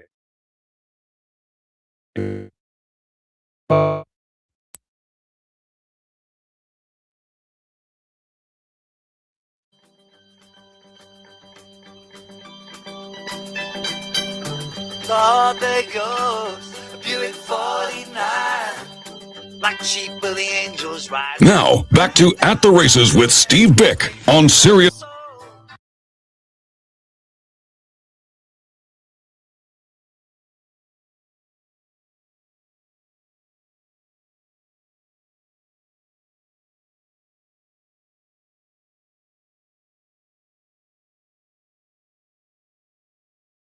Go.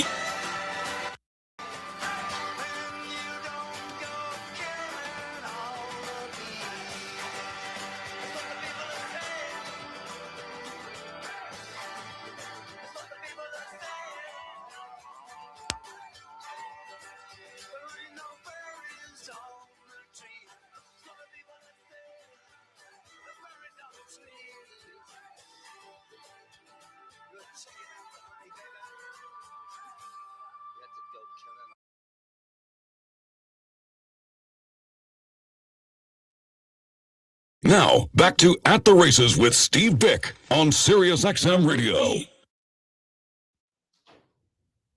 Sirius. There we go. All right. I think I couldn't hear Brian, and I guess Brian couldn't hear you guys. Couldn't hear me either, huh? Do we have Rich?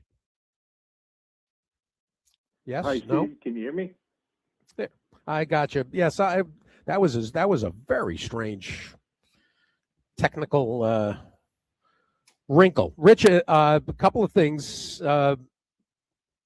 First, your final Super Bowl output. Well, the side and the total turned out very well for me. When they posted the original opening line 2 weeks ago before the Super Bowl, it was Seattle -3.5 and under 46.5, and I jumped in as fast as I could. I bet Seattle. I got them at 4.5, and I bet the 46.5 under. So those are always my staple bets. The prop bets, I know I gave out a bunch on the radio. The prop bets I always consider gravy bets, meaning that they're not going to make or break me, but it'd be nice to win them. I went 3-3 on those, so lost a little bit due to the vig. But Seattle was, it was pretty obvious early in the game that they were the side. And if people had New England, it was going to be a tough sledding. 9-0 was the halftime score. It could have been a lot worse because Sam Darnold missed a couple of wide open receivers that could have just jogged into the end zone if he had hit them. So it could have been a much worse blowout. But congratulations to Seattle and people who bet Seattle, and especially people who bet them in the future book. I heard that they opened up in a lot of books around town here in Vegas at around 60-1. So even if you bet them at 40 or 20, that's a nice little score.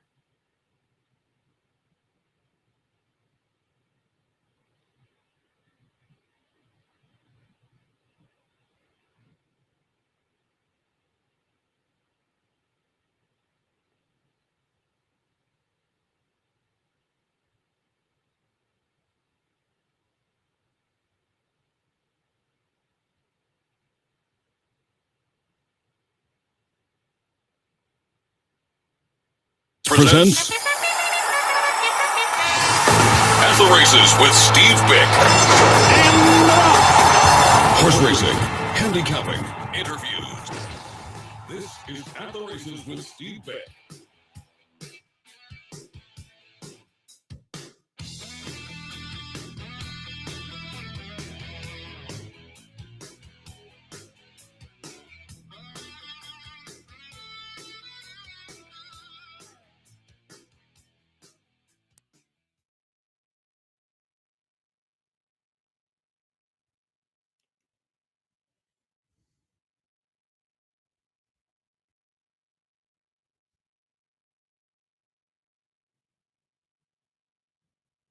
Yeah, Steve and the listeners, I do have a couple of horse plays today. I'll give them out slowly enough so you can write them down. The first one will be at the fairgrounds, which is a mile and a 16th on the turf. It's maiden optional claiming, and the horse was kind of a square price considering Jose Ortiz is riding. Number 4, Look at Me Now. Tom Amos, the trainer. This horse had a tough trip last time out from the rail post. Amos switches to Ortiz. If he gets a better trip, I think he's very live at 8-1. But with Ortiz, probably get bet down a couple of points, but I'll still take 5 or 6-1. Number 4, Look at Me Now in the 7th at the fairgrounds. And I do have a price play that we're going to give a shot to at Santa Anita later today. Race number 5 at Santa Anita is an abbreviated sprint at 5.5 furlongs. Kind of toward the bottom of the barrel at claiming 10,000. But when I looked at the race shape for race 5 at Santa Anita, it was all full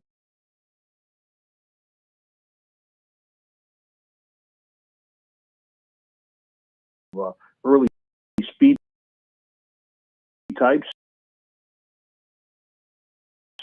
A lot of faint-hearted horses. Horse who was either going to grind in the 1/8 of a mile. And I came up with the number 1 horse, A Real Jewel, was 20-1, and now goes back to the preferred surface, the main track, claiming 10. Huge class drop. I think this horse will be grinding toward the inside, and at this price, I'm willing to give him a shot to upset this field. So my second pick of the day, number 1, a real jewel in the 5th race at Santa Anita. Nice job, Rich. And I caught most of your recap on Super Bowl. Nice job on those props, and you just missed on the other 3.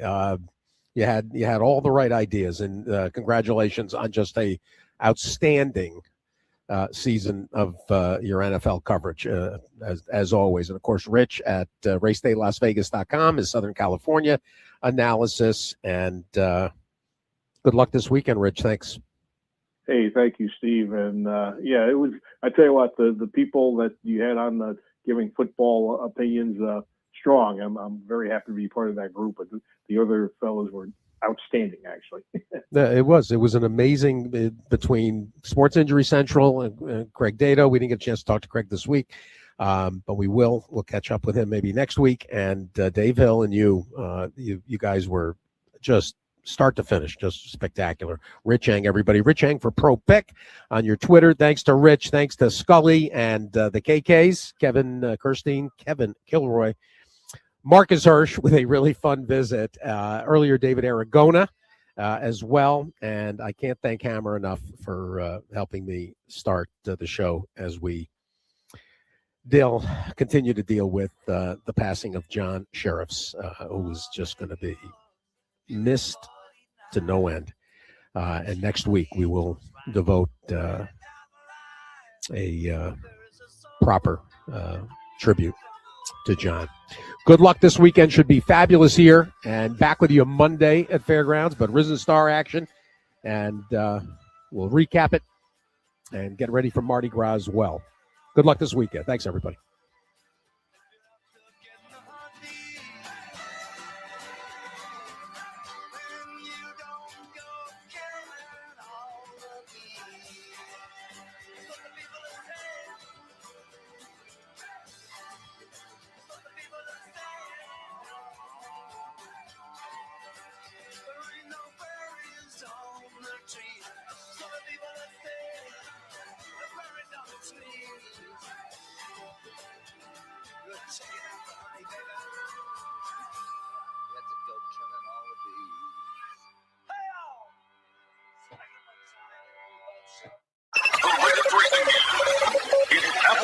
With Steve Byk on Sirius XM Radio.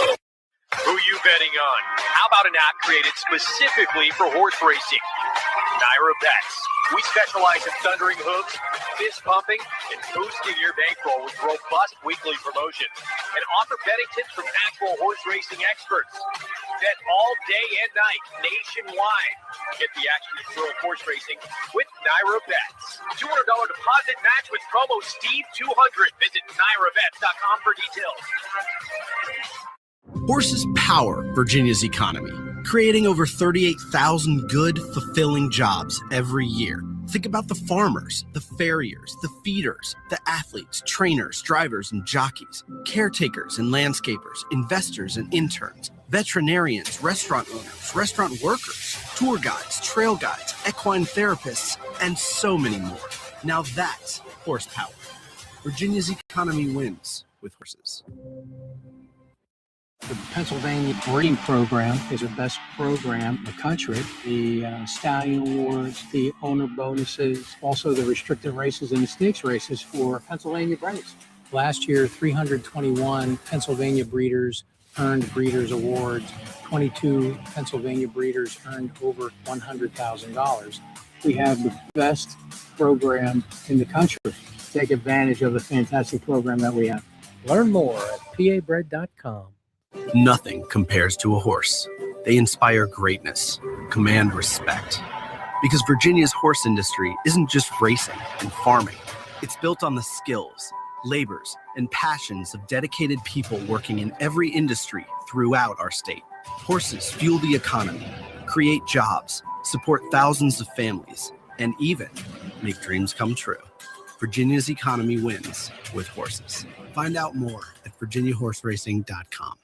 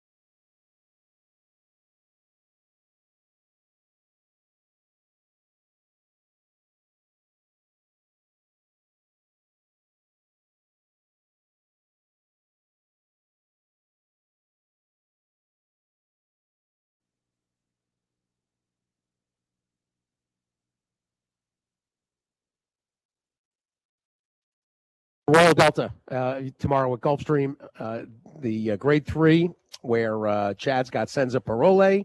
Brian Lynch, who is just unconscious. Shred the Gnar in this spot. Nothing Like You makes the first start for the New Connections. Sold for $700,000 in November. This now with Twin Oaks Bloodstock, the 5-year-old mare. Sensei's Pearl. Some of those horses.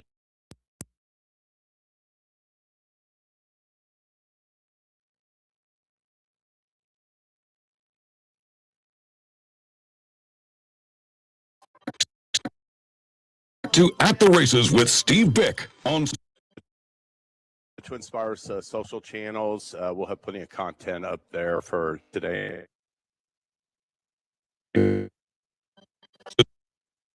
on Sirius. Now, back to At the Races with Steve Byk on Sirius XM Radio. Sirius. There we go. All right. I think I couldn't hear Brian, and I guess Brian couldn't hear you guys. Couldn't hear me either, huh? Do we have Rich? Brad Cox has got Alpine Princess making making her 5-year-old debut. Some of those horses.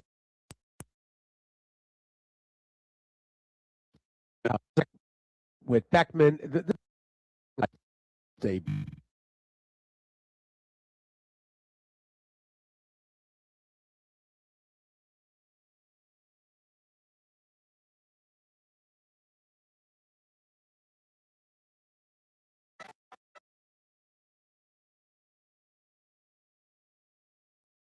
Now, back to At the Races with Steve Byk on Sirius XM Radio. Sirius. There we go. All right. I think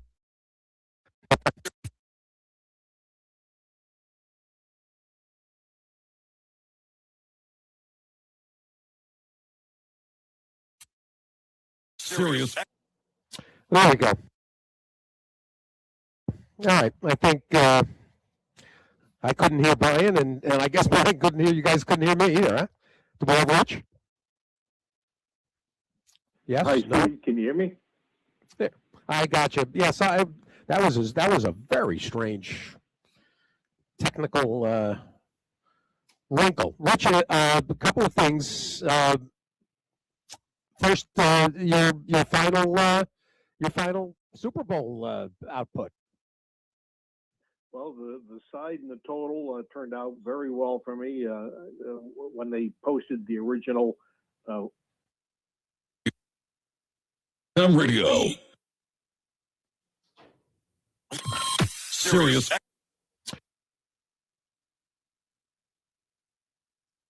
There we go. All right. I think I couldn't hear Brian, and I guess Brian couldn't hear you guys. Couldn't hear me either, huh? Do we have Rich? Yes. Hi, Steve, no? Can you hear me?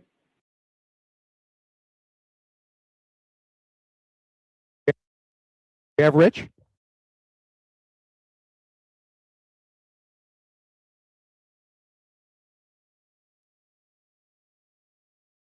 Yes. Hi, Steve, no? Can you hear me? There. I got you. Yes. That was a very strange technical wrinkle. Rich, a couple of things. First, your final Super Bowl output. Well, the side.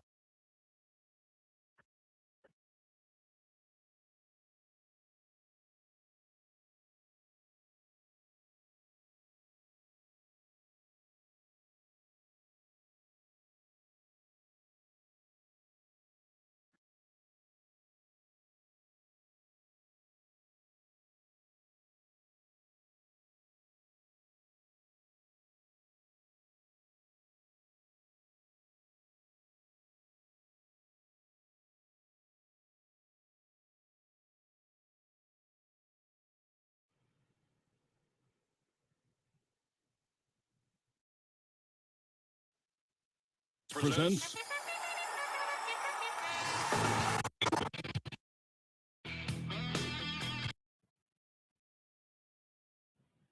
Yeah, Steve and the listeners, I do have a couple of horse plays today. I'll give them out slowly enough so you can write them down. The first one will be at the fairgrounds, which is a mile and a 16th on the nothing was the halftime score. It could have been a lot worse because Sam Darnold missed a couple of wide open receivers that could have just jogged into the end zone if he had hit them. So it could have been a much worse blowout. But congratulations, Seattle, and people who bet Seattle, and especially people who bet them in the future book. I heard that they opened up in a lot of books around town here in Vegas at around 60-1. So even if you bet them at 40 or 20,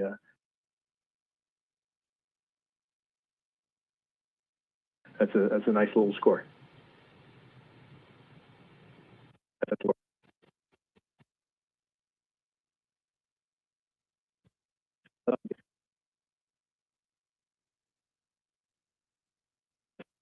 That's a nice little score. Yeah, Steve and the listeners, I do have a couple of horse plays today. I'll give them out slowly enough so you can write them down. The first one will be at the fairgrounds, which is a mile and a 16th on the turf. It's maiden optional claiming, and the horse was kind of a square price considering Jose Ortiz is riding. Number 4, Look at Me Now. Tom Amos, the trainer. This horse had a tough trip last time out. Because the main track. Job, Rich, and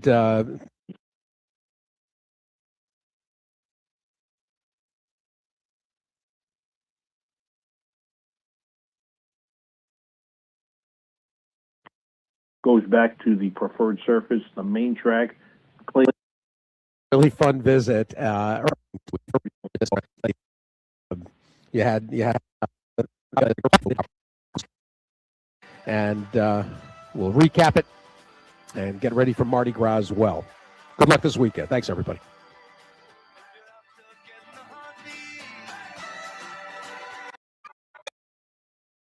It's At the Races with Steve Byk on Sirius XM Radio.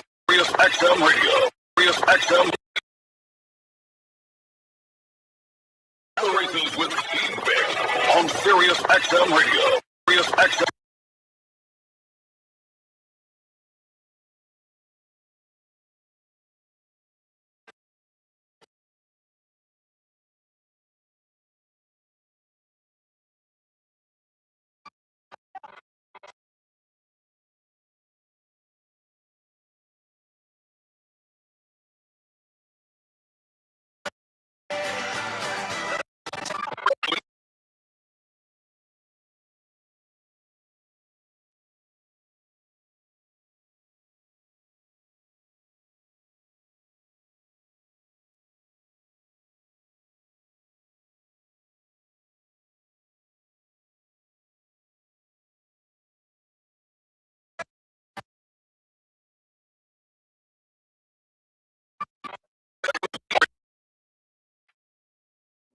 That was the station.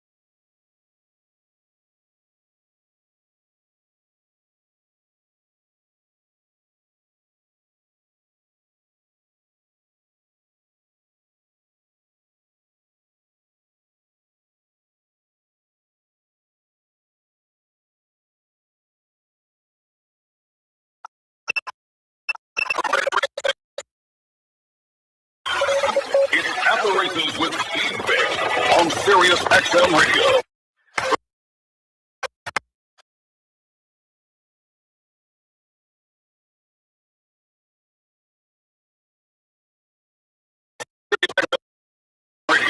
Who you betting on? How about an app created specifically for horse racing? Naira Bets. We specialize. Pennsylvania breeders earned breeders awards. 22 Pennsylvania breeders earned over $100,000. We have the best program in the country. Take advantage of the fantastic program that we have. Learn more at pabred.com. Nothing compares to a horse.